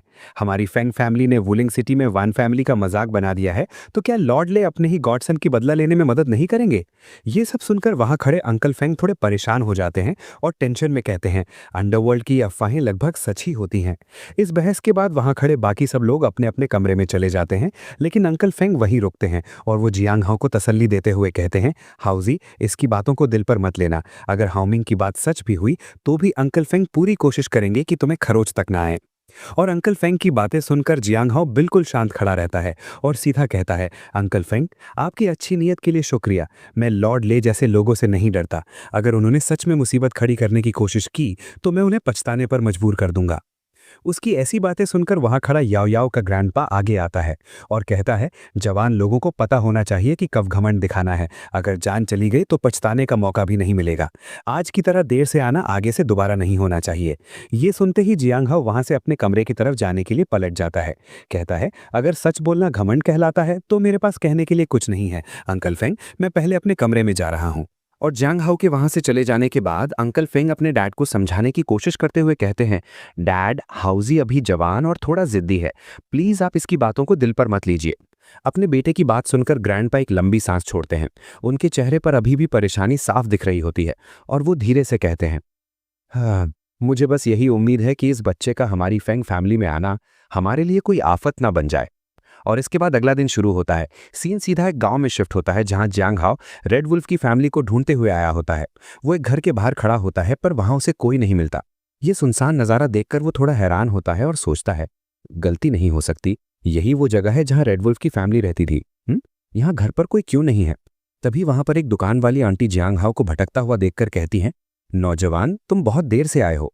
उनकी फैमिली 1 साल पहले ही यहाँ से जा चुकी है। ये जानकारी सुनकर जियांग हाओ उसके पास आता है और तुरंत पूछता है, आंटी, क्या आप जानती हैं कि वो लोग कहाँ गए हैं? आंटी थोड़ा सोचती हैं और जवाब देती हैं, उस बारे में तो मुझे नहीं पता, लेकिन पास में ही एक लड़की रहती है जो उनकी फैमिली के काफ़ी करीब थी। शायद उसे कुछ पता हो। बस बात यह है कि वो लड़की आजकल हर 10 दिन या आधे महीने में सिर्फ एक बार ही वापस आती है। आंटी की बात सुनकर जियांग हाओ अपनी जेब से कुछ पैसे निकालता है और उन्हें पकड़ाते हुए कहता है, अगर ऐसी बात है तो आंटी, जब वो लड़की घर आए तो प्लीज़ मुझे कॉल कर दीजिएगा। पैसे देखकर आंटी थोड़ा खुश हो जाती हैं और जल्दी से सर हिलाते हुए कहती हैं, ठीक है, कोई दिक्कत नहीं। वहां से लौटते हुए जियांग हाओ अपने दोस्त के बारे में सोचता है और उसके मन में कई सवाल उठने लगते हैं। रेड वुल्फ की फैमिली अचानक इस तरह रहस्यमय तरीके से क्यों चली जाएगी? कहीं इसका कनेक्शन उस हमले से तो नहीं जो मुझ पर और रेड वुल्फ पर हुआ था? और इसके बाद सीन एक बिल्डिंग के अंदर शिफ्ट होता है। यहाँ वान जिमिंग, जो यून का मंगेतर है, वो एक कमरे में किसी लड़की के साथ सो रहा होता है। तभी अचानक बाहर से किसी के आने की जोर से आवाज आती है जिससे उसकी नींद टूट जाती है। वो गुस्से में बिस्तर पर बैठता है और झल्लाते हुए कहता है, कौन अंधा है जो इतनी सुबह सुबह किसी की नींद खराब कर रहा है? दरवाजा खोलते ही उसके सामने एक टकला आदमी खड़ा होता है। उसे देखकर जीमिंग थोड़ा सीरियस हो जाता है और पूछता है, क्यांगजी, जो काम मैंने तुम्हें पता लगाने को कहा था उसकी कोई खबर आई? तो इस पर टकला क्यांगजी पूरी रिपोर्ट देते हुए कहता है, उस लड़के का नाम जियांग हाओ है, एक हाई स्कूल ड्रॉप आउट। उसका बाप फेंग वाननिंग का पुराना साथी था। बीमारी और चोटों की वजह से उसके बाप की मौत के बाद उसकी माँ उसे छोड़कर चली गई और वो लड़का भी बिना कोई निशान छोड़े गायब हो गया। अफवाहें हैं कि वो इलीगली काम करने के लिए बाहर चला गया था। अब अचानक से यहाँ वापस आना जरूर उसे मिसेस फेंग के साथ आपके एंगेजमेंट के बारे में पता चल गया होगा। ये पूरी डिटेल सुनते ही जीमिंग का चेहरा गुस्से से लाल हो जाता है और चिल्लाता है, इस तरह का घटिया कचरा एक मेंढक से भी बुरा है। वो एक कॉकरोच है, बिल्कुल एक कचरे के डब्बे जैसा। अपने बॉस को इतना गुस्से में देखकर क्यांगजी थोड़ा आगे आता है और धीरे से खतरनाक सजेशन देते हुए पूछता है, यंग मास्टर वॉन, क्यों ना मैं चुपचाप उसको रास्ते से हटा दूं? ये बात सुन के जीमिंग 1 सेकंड के लिए कुछ सोचता है और फिर कहता है, पहले थोड़ा शांति से निपटते हैं, उसके बाद ताकत का इस्तेमाल करेंगे। मैं पहले ये यून से मिलने जाना चाहता हूँ। कुछ ही देर बाद सीन एक कैफे में शिफ्ट होता है जहां जीमिंग और ये यून आमने सामने बैठे होते हैं। ये यून जीमिंग को देखती है और सीधा पूछती है, ब्रदर जीमिंग, आज आपने मुझे यहाँ किस लिए बुलाया है? उसकी बात सुनकर जीमिंग कहता है, ये यून, क्या तुम सच में अपने डैड की बात मानकर उस गरीब अनजान आदमी से शादी करोगी? ये सुनते ही ये यून थोड़ा सीरियस हो जाती है और कहती है, जियांग हाओ के पिता मेरे पिता की जान बचाने के लिए जल्दी गुजर गए थे। ये हमारी फेंग फैमिली पर जियांग फैमिली का कर्ज है। जीमिंग बेचैन हो जाता है और कहता है, ये यून, चलो हम यहाँ से भाग चलते हैं। एक बार जो होना है वो हो जाए, उसके बाद हम वापस आ सकते हैं। ये सुनकर ये यून तुरंत इनकार करते हुए कहती है, नहीं, इससे मेरे डैड पूरी दुनिया के सामने बुरे बन जाएंगे। मेरे डैड अपने वादे को सबसे ऊपर रखते हैं। ये सब उनके लिए मौत जैसा होगा। ये युन का इनकार सुनकर जीमिंग गुस्से में चिल्लाता है, तो मेरी वैन फैमिली जिसकी एंगेजमेंट फेंग फैमिली ने तोड़ दी, क्या मैं पूरे वुलिंग में सबसे बड़ा मजाक नहीं बन जाऊंगा? मुझे बताओ, इसका नुकसान मुझे कौन देगा? ये रिएक्शन देखकर ये युन अपनी जगह से खड़ी हो जाती है और कहती है, ब्रदर जीमिंग, मैं अपने डैड की तरफ से आपसे माफी मांगती हूँ। वो वहां से जाने के लिए पलटती है और आखिरी बार कहती है, हमारा रिश्ता यहीं खत्म होता है, आपको भी सच्चाई को अपना लेना चाहिए। ये युन के वहां से जाने के बाद जीमिंग अकेले खड़ा रह जाता है। उसकी आंखों में गुस्सा और नफरत होती है। वो अपना फोन निकालता है, टकले आदमी को कॉल करता है और ऑर्डर देता है, क्यांगजी, प्लान बी शुरू करो। और इसके बीच सीन जियांग हाओ की तरफ शिफ्ट होता है। रात का वक्त हो चुका था और वो अपने कमरे में अकेले प्रैक्टिस कर रहा होता है। तभी अचानक उसके फोन पर दुकान वाली आंटी का कॉल आता है और आंटी दूसरी तरफ से कहती है, नौजवान जल्दी आओ, वो लड़की वापस आ गई है। ये सुनते ही जियांग हाओ तुरंत कहता है, शुक्रिया आंटी, मैं अभी वहां आता हूँ। जियांग हाओ जल्दी से अपनी शर्ट पहनता है और घर से बाहर निकलने लगता है। उसे तेजी से जाते देख अंकल फेंग पूछते हैं, हाउजी, क्या तुम बाहर जा रहे हो? तो ये बात सुन के जियांग हाओ कहता है कि अंकल फेंग, मैं कुछ जरूरी काम से बाहर जा रहा हूँ। घर से बाहर आकर जियांग हाओ रास्ते में टैक्सी रोकता है। ड्राइवर शीशा नीचे करता है और पूछता है, दोस्त कहाँ जाना है? जियांग हाओ जवाब देता है, पुयांग रोड। ड्राइवर अपना सर हिलाता है और कहता है, बैठ जाओ। जैसे ही जियांग हाओ टैक्सी में बैठता है, वो देखता है कि अंदर पहले से ही एक बंदा बैठा हुआ है। और तब ड्राइवर आगे कहता है, माफ करना दोस्त, अभी टैक्सी का काम थोड़ा मंदा चल रहा है, इसलिए मैं रास्ते से और भी सवारियां उठा रहा हूं। जियांग हाओ चुपचाप बैठ जाता है और टैक्सी वहां से आगे बढ़ जाती है। कुछ दूर आने के बाद अचानक जियांग हाओ आगे देखता है और ड्राइवर से पूछता है, तुम लोग कहाँ जा रहे हो? ड्राइवर उस रास्ते पर गाड़ी आगे बढ़ाते हुए कहता है, भाई पहले मैं इनको इनके घर छोड़ देता हूँ, इनका घर काफी रिमोट एरिया में पड़ता है। ये सुनकर जियांग हाओ को थोड़ा अजीब लगता है और वो बाहर देखते हुए पूछता है, ये तो शाओयांग रोड की बिल्कुल ऑपोजिट डायरेक्शन है, इतना लंबा रास्ता घूमकर जाने में तुम्हें नुकसान नहीं होगा, आखिर तुम लोग हो कौन? और तभी वो अनजान बंदा जो अब तक चुप बैठा था वो फाइनली बोलता है, सच कहूं तो हमारा बॉस तुमसे मिलना चाहता है। ये सुनते ही सिचुएशन क्लियर हो जाती है कि ये कोई नॉर्मल राइड नहीं थी। उसी वक्त आगे से ड्राइवर भी कहता है, जल्दी मत करो, हम बस वहां पहुंचने ही वाले हैं। और कुछ ही देर में टैक्सी एक सुनसान से घर के सामने आकर रुक जाती है। गाड़ी रुकते ही ड्राइवर बोलता है, बॉस ने कहा है कि तुम्हें अंदर अकेले ही जाना होगा, फिक्र मत करो, जब तक तुम चुपचाप हमारी बात मानोगे हमारा बॉस तुम पर हाथ भी नहीं उठाएगा। ये सब होने के बाद भी जियांग हाओ बिना किसी फिक्र के घर की तरफ आगे बढ़ने लगता है। अंदर जाते हुए वो अपने मन में सोचता है, मैं भी तो देखूं आखिर कौन मुझसे मिलना चाहता है। और अंदर आने के बाद वहां सोफा पर वान जिमिंग आराम से बैठकर वाइन पी रहा होता है और उसे देखने के बाद जियांग हाओ पूछता है, कौन हो तुम? मैं तुम्हें नहीं जानता। उसका ये सवाल सुनकर वान जिमिंग अपना वाइन का ग्लास हाथ में पकड़े हुए कहता है, तुम हमें नहीं जानते पर हम तुम्हें बहुत अच्छे से जानते हैं। तुम यियून के मंगेतर हो, फेंग फैमिली के होने वाले घर जमाई। और ये सब सुनने के बाद जियांग हाओ बोलता है, मैं अब जान गया हूं कि तुम कौन हो, साफ साफ बताओ, मुझे इस जगह पर लाकर तुम आखिर चाहते क्या हो? ये सुनते ही वान जिमिंग गुस्से में चिल्लाता है, तुम यियून के लायक कैसे हो सकते हो? तुम्हारे जैसा एक गरीब लूजर अंकल फेंग के आसपास भी भटकने के काबिल नहीं है, पत्नी तो दूर की बात है। तुम्हारे जैसे कचरे से हारना मेरी वान जिमिंग की लाइफ की सबसे बड़ी बेइज्जती है। इसके बाद जियांग हाओ उससे पूछता है, तुम मुझे यहाँ लाए किस लिए हो? ये बात सुन के वान जिमिंग उसकी तरफ घूरता है और कहता है, अपनी एक उंगली यही छोड़ दो, फेंग फैमिली से दूर हो जाओ और जहां से आए हो वहां वापस निकल जाओ। ये धमकी सुनकर जियांग हाओ जवाब देता है, अगर मैं ना मानूं तो? इस रिएक्शन पर वांग जिमिंग जोर से हंसने लगता है। वो दूसरी तरफ पलट जाता है और अपने आदमी को इशारा करते हुए बोलता है, तुम्हें सीधी तरह समझ नहीं आता, क्यांगजी, इसे सिखाओ कि यहाँ कैसे बर्ताव करते हैं। उसके बोलते ही वहां खड़ा टकला अपनी मुट्ठी कसता है। लेकिन इससे पहले कि वो टकला आगे बढ़ पाता, अचानक दरवाजे की तरफ से शोर होने लगता है। एक और गुंडा किसी बंदे को अंदर की तरफ धकेलते हुए लाता है और चिल्लाता है, लड़के अंदर चल। वो बंदा जमीन पर गिरने के तुरंत बाद खड़ा होता है और गुस्से में उस गुंडे की तरफ देखकर बोलता है, पीछे हटो वरना मैं तुम्हें छोड़ूंगा नहीं। उस बंदे को ध्यान से देखते ही जियांग हाओ थोड़ा हैरान होता है और पूछता है, क्या तुम अंकल फंग के ड्राइवर और बॉडीगार्ड शाओ सू ने की वो? और ये बात सुनकर शाओ सू कहता है, मास्टर ने आपको जल्दी में निकलते हुए देखा था और उन्हें फिक्र थी कि आप किसी खतरे में ना पड़ जाएं, इसलिए उन्होंने मुझे आपका पीछा करने को कहा था। इसके बीच जो गुंडा शाओ सू को अंदर लाया था वो अचानक बिना कोई मौका दिए आगे बढ़कर उस पर एक जोरदार मुक्का मारता है। शाओ सू तुरंत अपने दोनों हाथ आगे करके उस अटैक को रोकने की कोशिश करता है, लेकिन उस मुक्के का फोर्स इतना ज्यादा होता है कि वो काफी पीछे की तरफ धकेला जाता है और वो अपने मन में सोचता है, कितनी भयानक ताकत है। लेकिन तभी वो गुंडा बिना रुके आगे बढ़कर सीधा अपना घुटना शाओसू के ऊपर दे मारता है। इस अचानक हुए अटैक को शाओसू संभाल नहीं पाता और दर्द के मारे सीधा पीछे की तरफ जमीन पर जा गिरता है। ये सब अपनी आंखों के सामने होता देखकर जियांग हाउ अपनी जगह पर खड़ा बस यही सोच रहा होता है, बड़ी अजीब बात है, अंकल फेंग ने इसे मेरी मदद के लिए भेजा है जिसके पास बस इतनी ही स्किल्स हैं। और शाओ शू के गिरते ही वो तकला चियांगजी और वो दूसरा गुंडा दोनों एक साथ जियांग हाओ के सामने खड़े हो जाते हैं। चियांगजी उसकी तरफ घूरता है और धमकाते हुए बोलता है, अगर तुम अपनी भलाई चाहते हो तो मेरे पीछे पीछे कोर्टयार्ड में आओ। बिना किसी हेजिटेशन के जियांग हाओ उन दोनों गुंडे के पीछे पीछे कोर्टयार्ड में निकल जाता है। बाहर आने पर वहां का नज़ारा बिल्कुल अलग था। वही टैक्सी ड्राइवर और उसका साथी गुंडा जो पहले से वहां थे जमीन में एक बड़ा सा गड्ढा खोद रहे थे, और ये गड्ढा किसी और के लिए नहीं बल्कि जियांग हाओ को यहीं जिंदा गाड़ने के लिए तैयार किया जा रहा था। और वो टैक्सी ड्राइवर जियांग हाओ की तरफ घूरता है और कहता है, लड़के, स्वर्ग जाने का रास्ता खुला था पर तुमने वहां जाना मना कर दिया और नरक का कोई दरवाजा नहीं है, फिर भी तुम खुद चलकर यहां आ गए।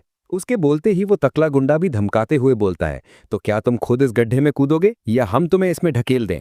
और ये सब देखकर जियांग हाओ कहता है, मैं किसी को मारना नहीं चाहता था, तुम लोग मुझे क्यों मजबूर कर रहे हो? ये सुनते ही ड्राइवर का गुस्सा भड़क जाता है। वो सीधा जियांग हाओ पर अटैक करने के लिए आगे बढ़ता है और चिल्लाता है, मौत तेरे सामने खड़ी है और तू अभी भी बड़ी बड़ी बातें कर रहा है, ये ले। लेकिन इससे पहले कि ड्राइवर का अटैक उस तक पहुंचे, जियांग हाओ खुद तेजी से आगे बढ़ता है और सीधे अपने हाथ से ड्राइवर के गले पर एक जोरदार वार करता है।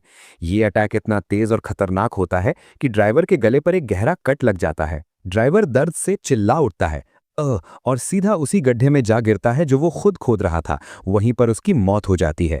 अपने साथी को इस तरह मरता देख उसके साथ वाला गुंडा गुस्से से पागल हो जाता है। वो जोर से चिल्लाता है, कमीने, तेरी हिम्मत कैसे हुई मेरे भाई को चोट पहुंचाने की?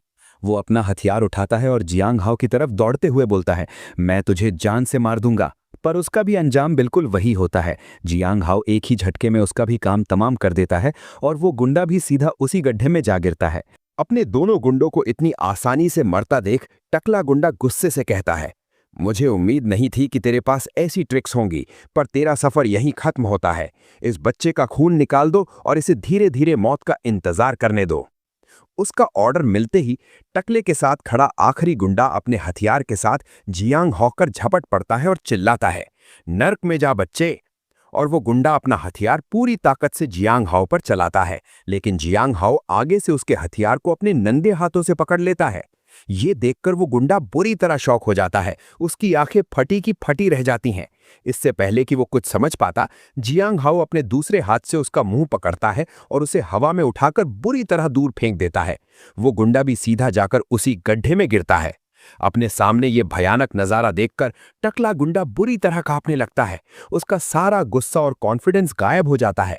वो डर के मारे अपना सर झुका लेता है और जियांग हाओ के सामने भीख मांगते हुए कहता है, बॉस, ये सब एक गलतफहमी है। ये सब कुछ यंग मास्टर वान के कहने पर हुआ था, नहीं उस कुत्ते वान जिमिंग की वजह से। हम इस बारे में आराम से बात कर सकते हैं। जियांग हाओ उसकी इस हालत पर कोई तरस नहीं खाता। वो उसे घूर कर देखता है और बोलता है, तो फिर मुझे अपने हाथ गंदे करने की कोई जरूरत नहीं है, तुम खुद ही उस गड्ढे में चले जाओ। ये बात सुनते ही टकले गुंडे के दिमाग पर डर इस कदर हावी हो जाता है कि वो वहीं पास पड़ा एक बड़ा सा पत्थर उठा लेता है और जल्दी जल्दी में डरते हुए कहता है, हाँ हाँ। और अगले ही पल वो टकला खुद ही उस पत्थर को पूरी ताकत से अपने सर पर मार लेता है। उसके मुंह से एक दर्दनाक चीख निकलती है और वो भी उस गड्ढे में जा गिरता है। और उसके बाद जियांग हाओ एक चेयर में बैठ जाता है और उसके आगे अंकल फैंग का ड्राइवर सियाओसू पड़ा हुआ था। और उसके बाद सियाओसू भी उड़ जाता है। तब जियांग हाओ से पूछता है, सियाओसू, तुम यहाँ गाड़ी चला कर आए थे ना, मुझे सियाओयांग रोड ले चलो। और यह बात सुनकर ड्राइवर भी कहता है, ओ ठीक है। और उसके बाद वो इधर उधर देखता है जहाँ पर वो गुंडे नहीं दिखाई देते, तो वो पूछता है वो लोग कहाँ गए। तो इसका जवाब देते हुए जियांग हाओ कहता है वो लोग चले गए। और उसके कुछ देर बाद सियाओसू पहुंचा देता है सियाओयांग रोड में। और उसके बाद जियांग हाओ उतर जाता है कार से और ड्राइवर से कहता है, तुम आगे जाओ, मेरे पीछे मत आना। और उसके बाद जियांग हाओ उस दुकान वाली आंटी के पास आता है। तब वो आंटी जियांग हाओ को देखने के बाद कहती है, सुनो जवान, तुम अभी क्यों आ रहे हो, वो लड़की तो कब की वापस आ चुकी है। तब जियांग हाओ भी उसे थैंक्स करते हुए कहता है, समझ गया, थैंक्स आंटी। और उसके बाद वो उस लड़की के घर के बाहर आता है और डोर नक करता है। तब उसका अंदर से एक लड़की बाहर आती है और पूछती है तुम्हें किससे मिलना है। और उसके बाद जियांग हाओ उस लड़की को देखने के बाद कहता है तुम जरूर सूसिन होगी, है ना। लेकिन आगे से वो लड़की मना करते हुए कहती है तुम्हें कोई गलतफहमी हुई है, मैं किसी सूसिन को नहीं जानती। तो इस पर जियांग हाओ कहता है मैं तुम्हारे भाई का बेस्ट फ्रेंड जियांग हाओ हूँ। और उसके बाद वो रेड वुल्फ का जेड पेंडेंट निकाल कर दिखाता है, जिसे देखकर सूसिन पहचान लेती है और कहती है ये तो मेरे भाई का जेड पेंडेंट है, ये सच में मेरे भाई का ही पेंडेंट है। और फिर वो जियांग हाओ से पूछती है मेरा भाई कहाँ है। और ये बात सुनकर जियांग हाओ ये नहीं बताता कि वो मर चुका है। वो झूठ बोलते हुए कहता है तुम्हारा भाई अभी बाहर है, वो अपने काम की वजह से अभी वापस नहीं आ सकता, इसलिए उसने मुझे तुम्हारे हाल चाल पूछने के लिए भेजा है। और ये बात सुनकर सूसिन भी कहती है बस वो ठीक होना चाहिए। और उसके बाद वो अंदर बुलाते हुए कहती है ब्रदर जियांग हाओ प्लीज अंदर आइए और बैठिए, मैं फालतू में इतनी रूड हो रही थी। और उसके बाद जियांग हाओ भी अंदर आता है और अंदर हम देखते हैं शायद ये उसकी माँ होगी जो बेड में लेटी हुई है और शायद उसकी तबीयत भी खराब होगी। तब अंदर आने के बाद जियांग हाओ से पूछता है मुझे तुम्हारा छोटा भाई सनले क्यों नहीं दिख रहा। और ये बात सुन के सूसिन हिचकिचाने लगती है और वो आगे कहने ही जा रही थी कि तभी बाहर से आवाज आती है सिस्टर सिन बहुत बड़ी गड़बड़ हो गई। और वो आगे चिल्लाते हुए कहता है ब्रदर लेई के साथ कुछ बुरा हुआ है और ये भी शायद उसका भाई होगा। और वो अंदर आने के बाद हाँफने लगता है। तब सूसिन उसे पूछती है डोंगजी आराम से बताओ लेई को क्या हुआ। तब डोंगजी आगे से हाँफते हुए कहता है ब्रदर लेई का सब्जी मार्केट मस्त चल रहा था पर वहाँ एक दूसरा बॉस पंगा लेने आ गया। उसने कहा कि ब्रदर लेई अकेले मार्केट खा रहे हैं। उसने 1 लाख के कॉम्पनसेशन की मांग की और उन्हें मार्केट से निकलने को कहा। और वो आगे बताता है ब्रदर लेई ने साफ मना कर दिया और उनके साथ बहस हो गई। किसे पता था कि उनके पीछे किसका हाथ होगा, ब्लैक पैंथर का। और ये ब्लैक पैंथर नाम सुनकर सूसिन घबरा जाती है। और उसके बाद वो तीनों उसके भाई को बचाने के लिए जाते हैं और हम उन तीनों को देखते हैं गाड़ी में जाते हुए। और तब सूसिन जियांग हाओ को बताती है 1.5 साल पहले हमारी माँ बहुत बीमार पड़ गई थी, इसलिए लेई के पास ब्लैक मार्केट से हाई इंटरेस्ट पर उधार लेने के अलावा और कोई रास्ता नहीं बचा था। किसे पता था कि उन्होंने लोन के पेपर में गड़बड़ी कर दी होगी, हम तो उसका ब्याज भी नहीं चुका पा रहे। और उसके आगे उसका भाई डोंगजी बताता है ब्लैक पैंथर ही वो लोन शार्क का धंधा चलाता है। और उसके बाद वो तीनों पहुंच जाते हैं पैशन फ्लाइंग बार में, लेकिन तब डोंगजी को बाहर खड़ा कर देते हैं और जियांग हाओ से कहता है डोंगजी हमारा बाहर वेट करो, लेकिन वो नहीं मान रहा होता। तब सूसिन उसे कहते हैं अंदर बहुत खतरा है डोंगजी, तुम ब्रदर हाओ की बात सुनो। और उसके बाद जियांग हाओ और सूसिन अंदर चले जाते हैं जहाँ पर फाइट चल रहा होता है और पैसा उड़ाया जा रहा होता है। और हम देखते हैं एक बंदा दूसरे बंदे को हरा देता है और वो जीत जाता है। और उसके बाद हम देखते हैं 2 बंदे को जो आपस में बात कर रहे होते हैं। और वो टकला बंदा लाओजेंग से कहता है लाओजेंग जापान से मैंने भारी रकम देकर जो कराटे मास्टर बुलाया है वो काफी स्ट्रांग है ना। तो इस पर लाओजेंग कहता है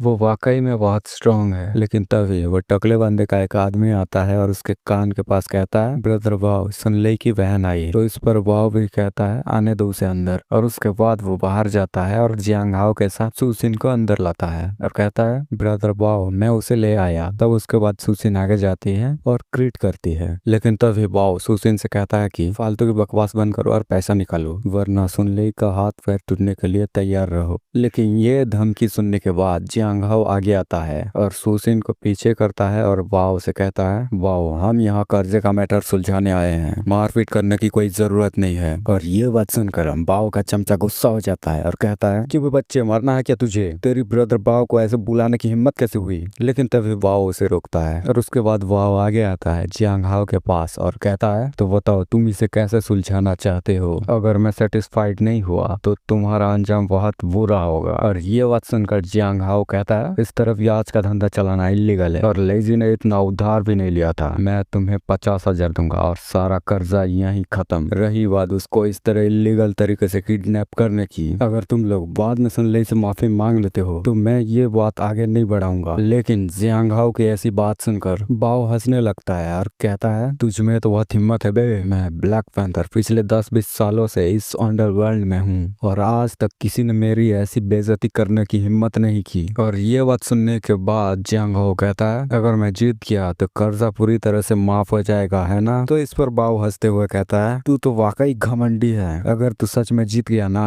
तो सिर्फ कर्जा ही खत्म नहीं होगा बल्कि मैं घुटनों पर बैठकर तुझे अपना दादा कहूंगा। तो इस पर जियांग हाओ भी मान जाता है और फाइट के लिए रेडी हो जाता है। और रिंग में पहले से ही एक फाइटर वेट कर रहा होता है उसका। और ये देखकर सुसिन भी थोड़ी चिंता में पड़ जाती है। तब जियांग हाओ भी उसके अंदर चला जाता है और जियांग हाओ आने के बाद फाइट शुरू कर दिया जाता है। और पहले ब्लैक ड्रैगन का फाइटर अटैक करने आता है। वो एक मुक्का मारता है जियांग हाओ के ऊपर, जिसे देखकर सुसिन डर गई थी। लेकिन रिंग में हम देखते हैं कि जियांग हाओ ने उसके अटैक को डॉज कर लिया होता है, जिसकी वजह से वो फाइटर रिंग के साइड में टकरा जाता है और इससे उसे डैमेज भी पहुंच जाता है, जिसकी वजह से वो चिल्लाता है और एक बार फिर अटैक करने आता है। लेकिन जियांग हाओ उसके मुक्के को पकड़ कर रोक लेता है और उसके बाद जियांग हाओ एक घूसा मारता है फाइटर को छाती में, जिसकी वजह से वो खून थूक देता है। और उसके बाद जियांग हाओ उसे ऊपर उछालता है और लातों की बारिश कर देता है उसके ऊपर। और वो ऐसे ही पीटता जाता है, पीटता जाता है, पीटता जाता है और उसे हरा देता है। और ये देखने के बाद ब्लैक पैंथर शॉक हो चुका था। और तब जियांग हाओ उसे देखता है और कहता है जो बंदा अभी तक ब्लड और कियाई रियलम में घुसा नहीं उसे एक्सपर्ट कहते हैं। और तब हम देखते हैं कि ब्लैक पैंथर डर चुका था, उसके चेहरे पर पसीना टपक रहा था और वो आगे कहता है ये तो नामुमकिन है। तब हम देखते हैं सुसिन को जो इम्प्रेस हो चुके थे जियांग हाओ से और वो कहती है बिग ब्रदर जियांग सच में इतने कमाल के हैं। और तब हम देखते हैं लाओजेंग को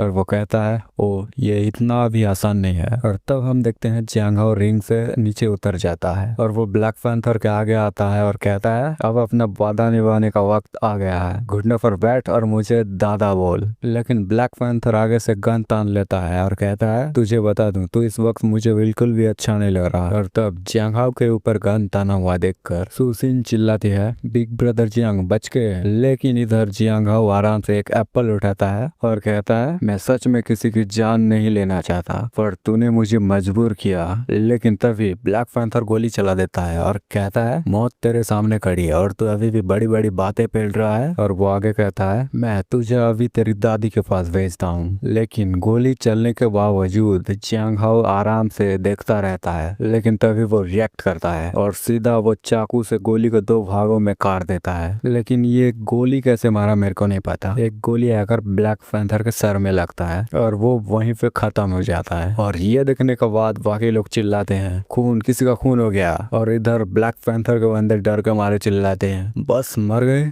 और उसके बाद वो दोनों घुटने पर गिर पड़ते हैं। एक हाथ जोड़ते हुए कहता है सर मैंने पहले आपके साथ बदतमीजी की, प्लीज मेरी जान बख्श दो, मुझे ब्लैक पैंथर ने भड़काया था। तब दूसरा अपना सर पकड़ते हुए कहता है घर पे मेरी 80 साल की माँ और भूखे छोटे बच्चे हैं, मेरा इंतजार कर रहे हैं। लेकिन तभी लाओजेंग पीछे से कहता है ब्रदर मेरे पास एक आइडिया है, पता नहीं मुझे बोलना चाहिए या नहीं। तो इस पर जियांग हाओ उसे बोलने को कहता है। तो इस पर आगे से लाओजेंग कहता है कि आपके किसी दोस्त को ब्लैक पैंथर ने किडनैप नहीं किया था, आप इन लोगों से उसे छुड़वा सकते हैं। इस बार में हर जगह सिक्योरिटी कैमरा लगे हैं, आपने ब्लैक पैंथर को मारा है ये बात छिप नहीं सकती, पर मैं इसे संभालने में तुम्हारी मदद कर सकता हूँ। लेकिन तब आगे से जियांग हाओ कहता है मैं तुम पर भरोसा क्यों करूँ। और ये बात सुनकर आगे से लाओजेंग कहता है तुम एक स्मार्ट बंदे हो, मैं बस दोस्ती करना चाहता हूँ और एक दूसरे की मदद करना चाहता हूँ, क्या पता आगे चलकर मुझे तुम्हारी मदद की जरूरत पड़ जाए। और ये बात सुनकर जियांग हाओ भी मान जाता है और कहता है ठीक है जैसा तुमने कहा वैसा ही करते हैं। तो इस पर लाओजेंग खुश हो जाता है और कहता है बढ़िया तो डील पक्की। और उसके बाद वो मन ही मन सोचता है ये बंदा वाकई में अलग है, मुझे लगता है हम जल्दी दोबारा मिलेंगे। और उधर जियांग हाओ और सुसिन उसके भाई को छुड़ाने के लिए चले जाते हैं। और उसके बाद सीन शिफ्ट होता है अगले दिन। हम आते हैं फैंग फैमिली में, जहाँ पर यी यून और ग्रैंडपा को छोड़ के सभी लोग खाना खा रहे होते हैं। और तभी यी यून की बहन जियांग हाओ को देख कर कहती है सिर्फ उसकी वजह से मेरी सिस्टर होटल में रह रही है और वापस नहीं आ रही, मैंने उन्हें कितने दिनों से नहीं देखा। और उसे ऐसा कहता हुआ देखकर अंकल फैंग कहते हैं अगर तू मुंह बंद रखेगी तो तुझे कोई गूंगी नहीं समझेगा। लेकिन तभी डाइनिंग टेबल से जियांग हाओ उठ जाता है और कहता है मेरा पेट भर गया है, मैं बाहर टहलने जा रहा हूँ। लेकिन तभी अंकल फैंग उसे रुकने के लिए कहते हैं। तो इस पर जियांग हाओ से पूछता है अंकल फैंग कुछ काम था क्या। तो इस पर आगे से अंकल फैंग भी कहते हैं यून का अभी कॉल आया था, उसे इस डॉक्यूमेंट की बहुत इमरजेंसी में जरूरत है, मैं यहाँ से निकल नहीं सकता तो तुम इसे दे आओ। और जियांग हाओ को एक डॉक्यूमेंट पकड़ा देते हैं, जिसे लेते हुए जियांग हाओ भी कहता है ठीक है अंकल फैंग। और उसके बाद अंकल फैंग कहते हैं हैं, मैं तुम्हें थोड़ी देर में ये उनका फोन नंबर और कंपनी का एड्रेस भेज देता हूँ। और तभी जियांग हाओ उस डॉक्यूमेंट को लेकर बाहर जाने लगता है और तभी ये उनकी सिस्टर उसे देखते हुए कहती है, आज नहीं तो कल मैं इसे धक्के मार कर घर से बाहर निकाल कर रहूंगी। और उसके बाद सीन शिफ्ट होता है यूरेन मई कंपनी में, जहाँ पर जियांग हाओ उसे डॉक्यूमेंट देने आया था। और अंदर आने के बाद वो एक लड़की से कहता है, हेलो, मैं प्रेसिडेंट फैंग को एक डॉक्यूमेंट देने आया हूँ। तो आगे से वो लड़की उसे रास्ता दिखाते हुए कहती है, समझ गई, प्लीज इस तरफ ऊपर जाइए। तब जियांग हाओ भी लिफ्ट से ऊपर जाने लगता है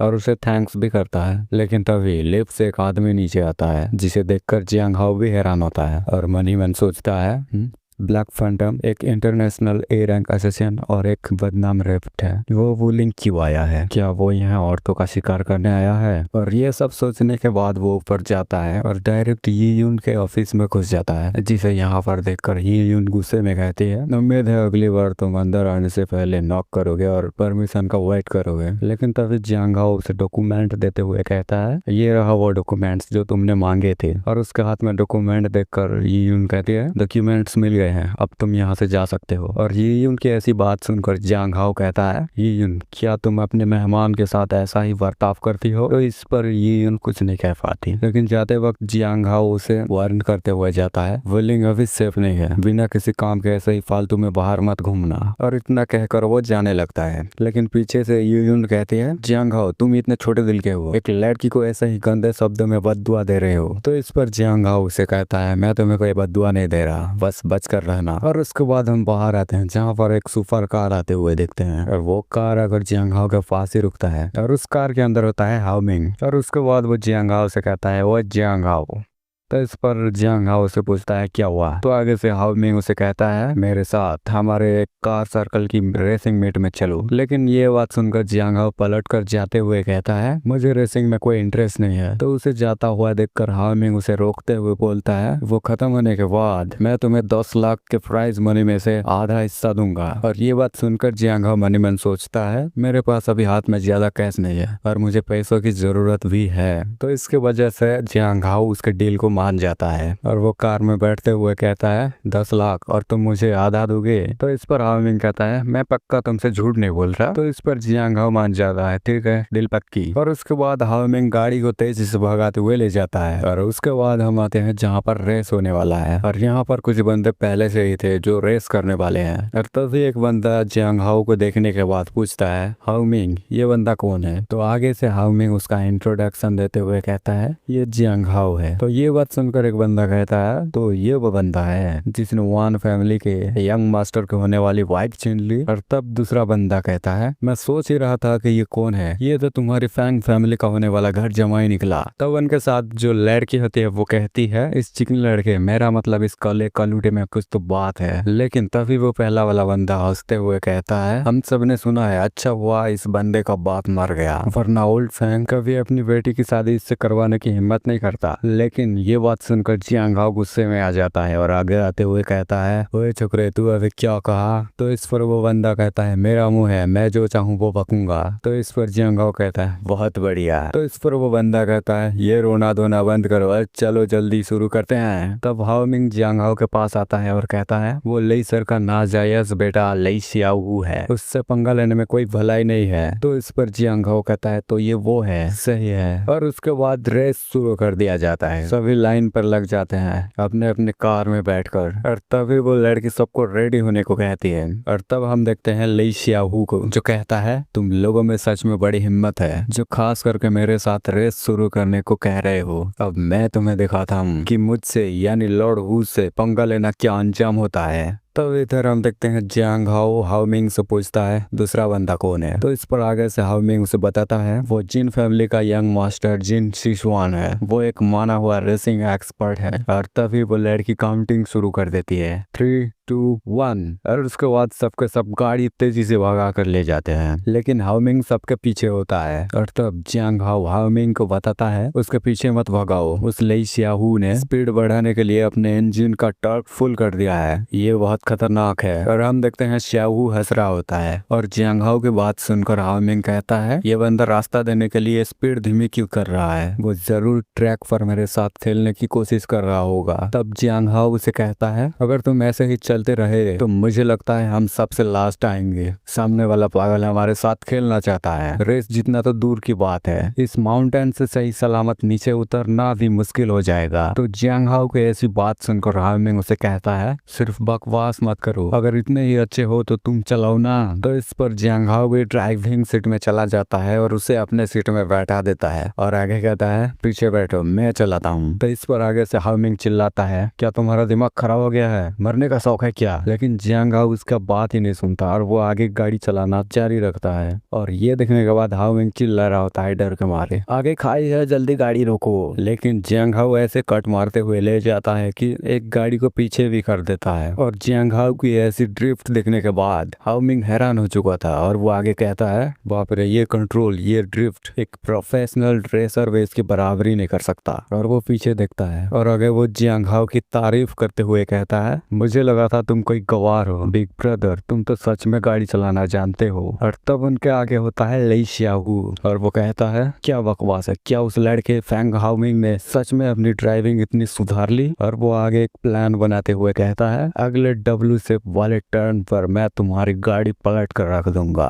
और इधर हम देखते हैं जियांग हाओ को जो गाड़ी चलाते हुए पानी पी रहा होता है, जिसे देखकर हाओ मिंग कहता है आगे सिर्फ 30 मीटर की दूरी पर एक डब्ल्यू शेप वाला खतरनाक टर्न है और तुम गाड़ी चलाते हुए पानी पी रहे हो। तो इस पर आगे से जियांग हाओ एक हाथ में ही गाड़ी चलाते हुए कहता है घबराओ मत, असली खेल तो अभी शुरू हुआ है। और उसके बाद उस टर्न पे दोनों एक साथ आगे पीछे कट मारते हुए ले जाते हैं। और इधर आगे शियाहू कहता है यहाँ बिल्कुल जगह नहीं है, गाड़ी अब आगे नहीं निकल पाएगी। लेकिन तब तक जियांग हाओ उसके पास ला चुका था गाड़ी, जिसे देखकर वो हैरान हो चुका था। और तभी जियांग हाओ उसे ओवरटेक करने लगता है और ये देखने के बाद वो चिल्लाता है क्या पागल आदमी है बे, पर तू मर भी जाए तब भी मुझे हरा नहीं पाएगा। और उसके बाद वो कट मारते हुए रास्ता ब्लॉक करने लगता है, लेकिन इसके वजह से वो खुद ही डेंजर में पड़ जाता है। और उसी वक्त साइड में लगे बैरियर से उसका गाड़ी टकरा जाता है और उसका गाड़ी पलट कर उछल जाता है। लेकिन उस गाड़ी में से शियाहू बाहर कूद जाता है और उसका गाड़ी पीछे क्रैश हो जाता है और हाओ मिंग इस रेस को जीत जाता है। और तभी हाओ मिंग को कांग्रेचुलेशंस दिया जाता है, हाओ मिंग तुम काफी बढ़िया हो, तुमने सच में चैंपियनशिप जीत ली, कांग्रेचुलेशन। और ये उसका कजन था जो फोन पर कांग्रेचुलेशंस कर रहा था। तो इस पर हाओ मिंग कहता है कि हे कजील आपको तो सब पता रहता है। तो उधर से उसका कजन कहता है कि इत्तेफाक से आज मैं ब्रदर क्रो को खाना खिला रहा हूँ, साथ आ जाओ, इसे एक सेलिब्रेशन मान लेते हैं। अभी से बेहतर कोई वक्त नहीं बच्चे, जल्दी से यहाँ आ जाओ। लेकिन इस पर हाओ मिंग बताता है कि कजिन किसी और दिन कैसा रहेगा, मैं ट्रीट दूंगा और मेरी कार में कोई और भी है, मेरा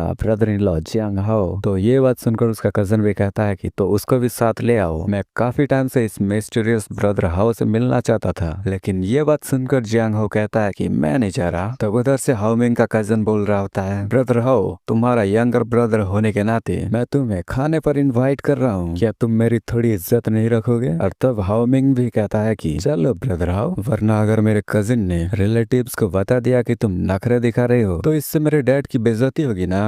और उन दोनों का इतना रिक्वेस्ट सुनने के बाद जियांग हाओ मान जाता है। और उसके बाद सीन शिफ्ट होता है हॉस्पिटल में, जहाँ पर शियाहू पड़ा हुआ था बेड पर और उसका हालत ही खराब हो गया होता है उस कार क्रैश के बाद। और उसके पास आए होते हैं उसके माँ बाप उसे देखने के लिए। और उसका ये हालत देखने के बाद उसकी माँ कहती है कि ओ मेरे शियाहू तुम कैसे हो? तब आगे से शियाहू दर्द में बताता है मॉम बहुत दर्द हो रहा है। लेकिन इधर हम देखते हैं कि उसका बाप गुस्से में बोल रहा होता है कि फैंग फैमिली के उस लड़के की इतने मत कि उसने गाड़ी चला कर मेरे प्यारे बेटे को इंजर्ड कर दिया, मैं उसके दोनों पैर तोड़ दूंगा। लेकिन तभी शियाहू उसे बताता है कि डैड वो नहीं था जब मेरा क्रैश हुआ था, मैंने तो देखा था कि ड्राइव जियांग हाओ कर रहा था। तो ये बात सुनकर वो और भी गुस्से में कहता है कि जियांग हाओ फैंग फैमिली का ये live in son in law सच में बड़ी चीज है। और फिर वो अपने गुंडों को ऑर्डर देता है और कहता है कि मैं ये ध्यान रखूंगा कि वो कल का सूरज देखने के लिए जिंदा ना बचे। तब उसके गुंडे भी ऑर्डर मान कर कहते हैं जी लॉर्ड ले। और इधर शियाहू अपने मन में सोच रहा होता है कि मेरे डैड गुस्से में, जियांग हाओ अब तो तू गया काम। और उसके बाद सीन शिफ्ट होता है जिंगहुआ होटल हेवन रूम 9 में, जहाँ पर जियांग हाओ और हाओ मिंग पहुंच चुके थे। और वहाँ पर हाओ मिंग का कजन और ब्रदर क्रो वेट कर रहे थे और उन दोनों का आता हुआ देखकर हाओमिंग का कजन उन दोनों को लाने के लिए जाता है और तभी हाओमिंग इंट्रोडक्शन करवाता है जियांग हाओ का उसके कजन के साथ। कजन ये ब्रदर हाओ हैं। और तब उसका कजन भी हाथ मिलाता है जियांग हाओ से और कहता है कि ओ माय ब्रदर हाओ ने यहाँ आकर हम पर कृपा की है, वेलकम वेलकम। और तब उसका कजन उन दोनों को लाकर अपने अपने सीट पर बैठा देता है और जियांग हाओ को देखने के बाद ब्रदर क्रो और उसके बंदे कहते हैं कि तो ये है जियांग हाओ, तुम सच में किसी को उसके बाहरी रूप से जज नहीं कर सकते। और फिर वो लोग आगे कहते हैं कि मुझे लगा था कि फैंग फैमिली ने वांग फैमिली के साथ एंगेजमेंट इसलिए तोड़ दी क्योंकि उन्हें पानन जैसा दिखने वाला live in son in law मिल गया, पर मैंने ऐसी उम्मीद नहीं की थी कि वो इतना ऑर्डिनरी होगा और इस लड़के के एंसेस्ट्रल ग्रेव्स में जरूर ग्रीन स्मोक निकल रहा होगा जो ये मुर्गा एक फोनिक्स बन गया। और उन सब की बातें जियांग हाओ और हाओमिंग सुन रहे होते हैं, लेकिन हाओमिंग जियांग हाओ से कहता है कि ब्रदर हाओ यहाँ बैठा हर शख्स वुलिंग की बड़ी हस्ती है और तुम वुलिंग में नए हो और आगे तुम्हें नेचुरली सबके ध्यान की जरूरत पड़ेगी, तो तुम सबको टोस्ट ऑफर क्यों नहीं कर रहे। तो इस पर जियांग हाओ कहता है कि मुझे पीना पसंद नहीं है। और जियांग हाओ की बात सुनकर एक बंदा गुस्सा हो रहा होता है जो कि है ब्रदर क्रो, और उसके बाद वो एक गिलास में वाइन डालने लगता है और उस गिलास को भरने के बाद जियांग हाओ से कहता है कि मेरे यानी क्रो के सामने पीने से मना करने का मतलब है कि तुम मुझे नीचा दिखा रहे हो। और वो उस वाइन गिलास को जियांग हाओ को आगे रख देता है। लेकिन तभी हाओमिंग कहता है कि ब्रदर क्रो इस क्लास में पूरा आधा जिन आता है, क्यों ना तुम इसमें से थोड़े मेरे साथ शेयर कर लो। लेकिन तभी हाओमिंग का कजन उसे रोकता है और कहता है कि हाओमिंग इस सब से तुम्हारा कोई लेना देना नहीं है। ब्रदर क्रो गुस्से में है और आगे कुछ भी बोलना सिर्फ ब्रदर क्रो की बेइज्जती करना होगा। और उसके बाद वो मन में सोचता है कि जियांग हाओ कमीने, तुमने फैंग और वान फैमिली का मैरिज अलायंस बर्बाद कर दिया, जिसकी वजह से वान फैमिली के साथ मेरा बिजनेस डूब गया और मैं आज तुम्हें पक्का सबक सिखाने वाला हूँ। तब जियांग हाओ आगे से कहता है कि अगर मैं वाइन का ये ग्लास पी लेता हूँ तो क्या होगा, जिस पर ब्रदर क्रो बोलता है कि तो ये माना जाएगा कि तुमने मुझे यानी क्रो को थोड़ी इज्जत दी। और वो आगे वाइन ग्लास उठाकर कहता है तुम एक गिलास पियो और मैं भी एक गिलास पीऊंगा, तुम 10 गिलास पियो और मैं भी तुम्हारे साथ बराबर 10 गिलास पीऊंगा। तो ये बात सुनकर जियांग हाओ उस गिलास को छोड़कर एक बोतल उठा लेता है और उसे पीने लगता है और थोड़ी ही देर में उसे खत्म कर देता है एक ही बार में। और ब्रदर क्रो से कहता है अब तुम्हारी बारी। और ये देखने के बाद बाकी दो बंदे हैरानी में कहते हैं कि होली क्रैप, इस बोतल में 3 जिन आता है। भले ही ब्रदर क्रो को वाइन का सेमी इमॉर्टल माना जाता हो, वो एक सांस में 3 जिन वाइन नहीं पी सकते, लेकिन ब्रदर क्रो भी पीछे नहीं हट सकता था। उसके लिए वो भी एक बोतल उठा लेता है और कहता है ब्रैट मुझे डराने की कोशिश कर रहा है। और फिर वो भी एक ही बार में पीने की कोशिश करने लगता है, लेकिन वो ये कर नहीं पाता और उसका पिया हुआ वाइन नीचे गिर जाता है। अब ये देखने के बाद एक बंदा पूछता है कि ब्रदर क्रो तुम ठीक हो। तो इस पर ब्रदर क्रो भी बताता है कि मैं ठीक हूँ, मैं बिल्कुल ठीक हूँ। तब ये देखने के बाद हाओमिंग का कजन कहता है कि ब्रदर हाओ तुम सच में अपने राज बहुत अच्छे से छुपाते हो, तुम्हारी अल्कोहल टॉलरेंस इतनी हाई है फिर भी तुमने इसे छुपा कर रखा। क्या तुम्हें लगता है हम इजी टारगेट है जो हमें बेवकूफ बना रहे हो? भले ही तुम मेरे फ्यूचर कजिन इन लॉ हो, पर मैं सही के साथ खड़ा हूँ, फैमिली की नहीं, मैं ब्रदर क्रो की साइड हूँ। और तभी हम इधर देखते हैं कि ब्रदर क्रो की हालत खराब हो चुकी थी और वो आगे गुस्से में कहता है कि कमीने तेरी मुझे धोखा देने की हिम्मत कैसे हुई, यकीन कर या नहीं मैं तुझे अभी जान से मार दूंगा। लेकिन इस पर आगे से जियांग हाओ कहता है कि ये मुसीबत तुमने खुद पर बुलाई है। लेकिन तभी ब्रदर क्रो जिस बोतल में वाइन पी रहा था उस बोतल को फेंक देता है जियांग हाओ की तरफ और उस बोतल को जियांग हाओ भी देख रहा होता है अपनी तरफ आते हुए। लेकिन जब वो बोतल उसके पास आता है वो उस बोतल को पकड़ कर ब्रदर क्रो की तरफ ही फेंक देता है और वो बोतल जाकर उसके सर में लगता है, जिसकी वजह से वो नीचे गिर पड़ता है। और ये देखने के बाद बाकी के बंदे चिल्लाते हैं कि जियांग हाओ तेरी ब्रदर क्रो पर हाथ उठाने की हिम्मत कैसे हुई, क्या तू जिंदा रहने से थक गया है? वो मास्टर झांग वू के स्वर्ण ब्रदर हैं। और तभी इधर ब्रदर क्रो नीचे पड़ा हुआ कहता है कि डैम इट, अपने लड़कों को बुलाओ, सभी ब्रदर्स को बुलाओ और वेपन्स वे साथ लाना। तो ये ऑर्डर को सब मानते हुए कहते हैं यस। और इधर हम देखते हैं जियांग हाओ को जो खाने में लगा हुआ था। तो ये देखने के बाद हाओमिंग कहता है कि ये बुरा हुआ, तुमने बहुत बड़ा बवाल खड़ा कर दिया है। ब्रदर क्रो के नीचे सैकड़ों गुंडे काम करते हैं और तुम्हारा भी खाने पीने का मूड हो रहा है। तब आगे से जियांग हाओ कहता है कि मैं यहाँ खाने आया था, मेरा पेट अभी भरा नहीं है तो मैं क्यों ना खाऊं। तो ये बात सुनकर हाओमिंग भी हार मान लेता है और कहता है ऐसा है, अब तुम अपना खुद देखो। और उसके बाद हम देखते हैं कि इस रूम में बहुत सारे गुंडे पहुंच जाते हैं अपने अपने वेपन्स के साथ, और वो सब आने के बाद एक साथ चिल्लाते हैं ब्रदर क्रो। और उन गुंडों में से एक का नाम था मचेटे चैन, जिसे सभी लोग जानते थे। और उसे देखकर हाओमिंग और उसका कजन हैरान हो जाते हैं, और वो दोनों आगे बताते हैं कि मचेटे चैन वुलिंग अंडरवर्ल्ड का फेमस मचेटे किंग। और उसके बाद मचेटे चैन ब्रदर क्रो के पास आता है और उसे पूछता है ब्रदर क्रो, चोट ज्यादा लगी है क्या? हॉस्पिटल चलकर पट्टी करवा लें? लेकिन ब्रदर क्रो अभी यहाँ से जाना नहीं चाहता था, और वो मचेटे चैन से कहता है कि काहे की पट्टी, मैं अपने आंखों से इस कमीने को तुम्हारे हाथों कटते हुए देखना चाहता हूँ। तो ये बात सुनकर मचेटे चैन भी कहता है हाँ ठीक है। और उसके बाद वो जियांग हाओ को देखता है और बोलता है बच्चे, अगले जन्म में अपनी आंखें खुली रखना, उन लोगों से पंगा मत लेना जिनकी औकात तुमसे बड़ी हो। और ये बोलकर वो सीधा अटैक कर देता है जियांग हाओ के ऊपर अपने हथियार से और बोलता है अब मर तू। लेकिन जियांग हाओ उसके हथियार को अपने 2 उंगलियों से रोक लेता है, और फिर वो उसे घूरने लगता है। और तभी मचेटे चैन भी उसे देख लेता है और उसे पहचान जाता है, और वो डर जाता है और उसका मुंह से निकलता है तुम। तभी उसी वक्त जियांग हाओ के सामने वो अपना सर झुका लेता है और बोलता है मिस्टर जियांग, ये तो आप हैं। मेरी आंखें होकर भी मैं अंधा था जो आपको पहचान नहीं पाया। प्लीज मेरी गलती माफ कर दो और मेरी जान बख्श दो।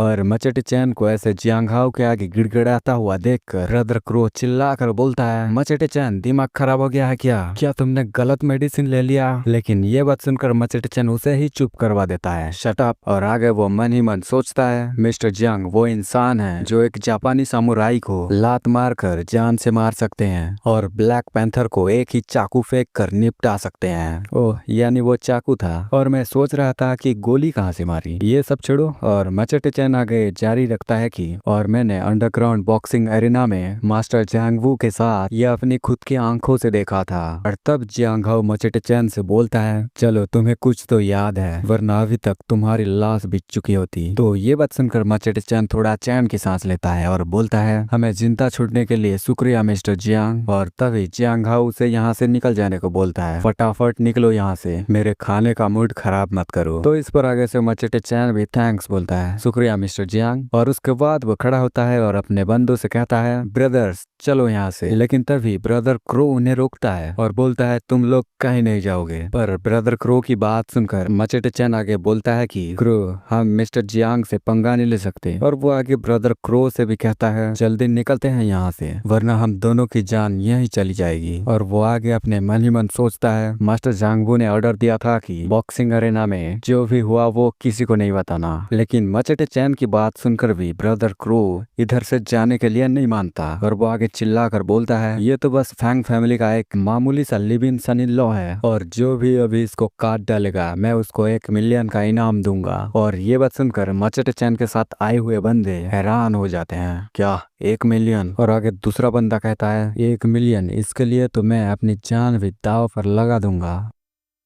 और ये सब बोलने के बाद मचेटे चैन के सारे बंदे अटैक कर देते हैं जियांग हाओ के ऊपर अपने अपने हथियार से, और बोलते हैं अब मुझे अपनी जान की परवाह नहीं है, अटैक। और वो सभी एक साथ तो अटैक करते हैं, लेकिन मचेटे चैन उन सब के आगे आ जाता है और अपने हथियार से उन सभी के ऊपर अटैक कर देता है। और उसके अटैक से उसके सभी के सभी बंदे इंजर्ड हो जाते हैं और नीचे गिर पड़ते हैं। और तब मचेटे चैन उन सभी को सबक सिखाने के बाद बोलता है कि पागल हो गए हो क्या तुम लोगों को और जिंदा नहीं रहना, और देखता हूँ किसकी हिम्मत होती है अटैक करने की। और फिर वो उन सभी से बोलता है अगर तुम में से किसी ने आगे से मिस्टर जियांग की बेइज्जती की तो तुम्हारा भी यही अंजाम होगा। और फिर वो उन सभी से कहता है वापस चलो। और फिर उसके बाद यहाँ से वो गुंडे लोग और साथ में ब्रदर क्रो भी यहाँ से भाग जाता है। और जाते जाते ब्रदर क्रो बोलता है कि बच्चे ये सब अभी खत्म नहीं हुआ है, तू बस देखता जा। और फिर उसके बाद सीन शिफ्ट होता है उसके अगले दिन, जहाँ पर हम देख पाते हैं कि किसी के मोबाइल में न्यूज चल रहा था और उसमें बताया जा रहा होता है पिछली रात सिटी मिडिल स्कूल की टॉप 3 में आने वाली एक लड़की का जबरदस्ती करके उसको बड़ी बेरहमी से मर्डर कर दिया गया। और मर्डर स्पॉट स्कूल से बस 1 किलोमीटर दूर है, और पुलिस इस केस को सॉल्व करने में पूरी जान लगा रही है। और सभी फीमेल पॉपुलेशन को रिक्वेस्ट कर रही है कि अपनी सेफ्टी के लिए बाहर निकलना कम कर दीजिए। और जो ये बैठकर न्यूज देख रहा है ये वही मर्डरर है। और तभी बुकुंडा आगे बोलता है कि हालांकि कल वाली लड़की बिल्कुल मासूम थी पर उसमें ज्यादा मजा नहीं आया। एक मैच्योर लड़की होती तो ज्यादा बेहतर होता। और तभी उसे किसी का कॉल आता है और तभी वो कॉल पिक करता है और उधर से आवाज आता है कि क्या तेरा काम हो गया। लेकिन आगे से ये गुंडा बोलता है कि मुझे अभी तक वो बंदा नहीं मिला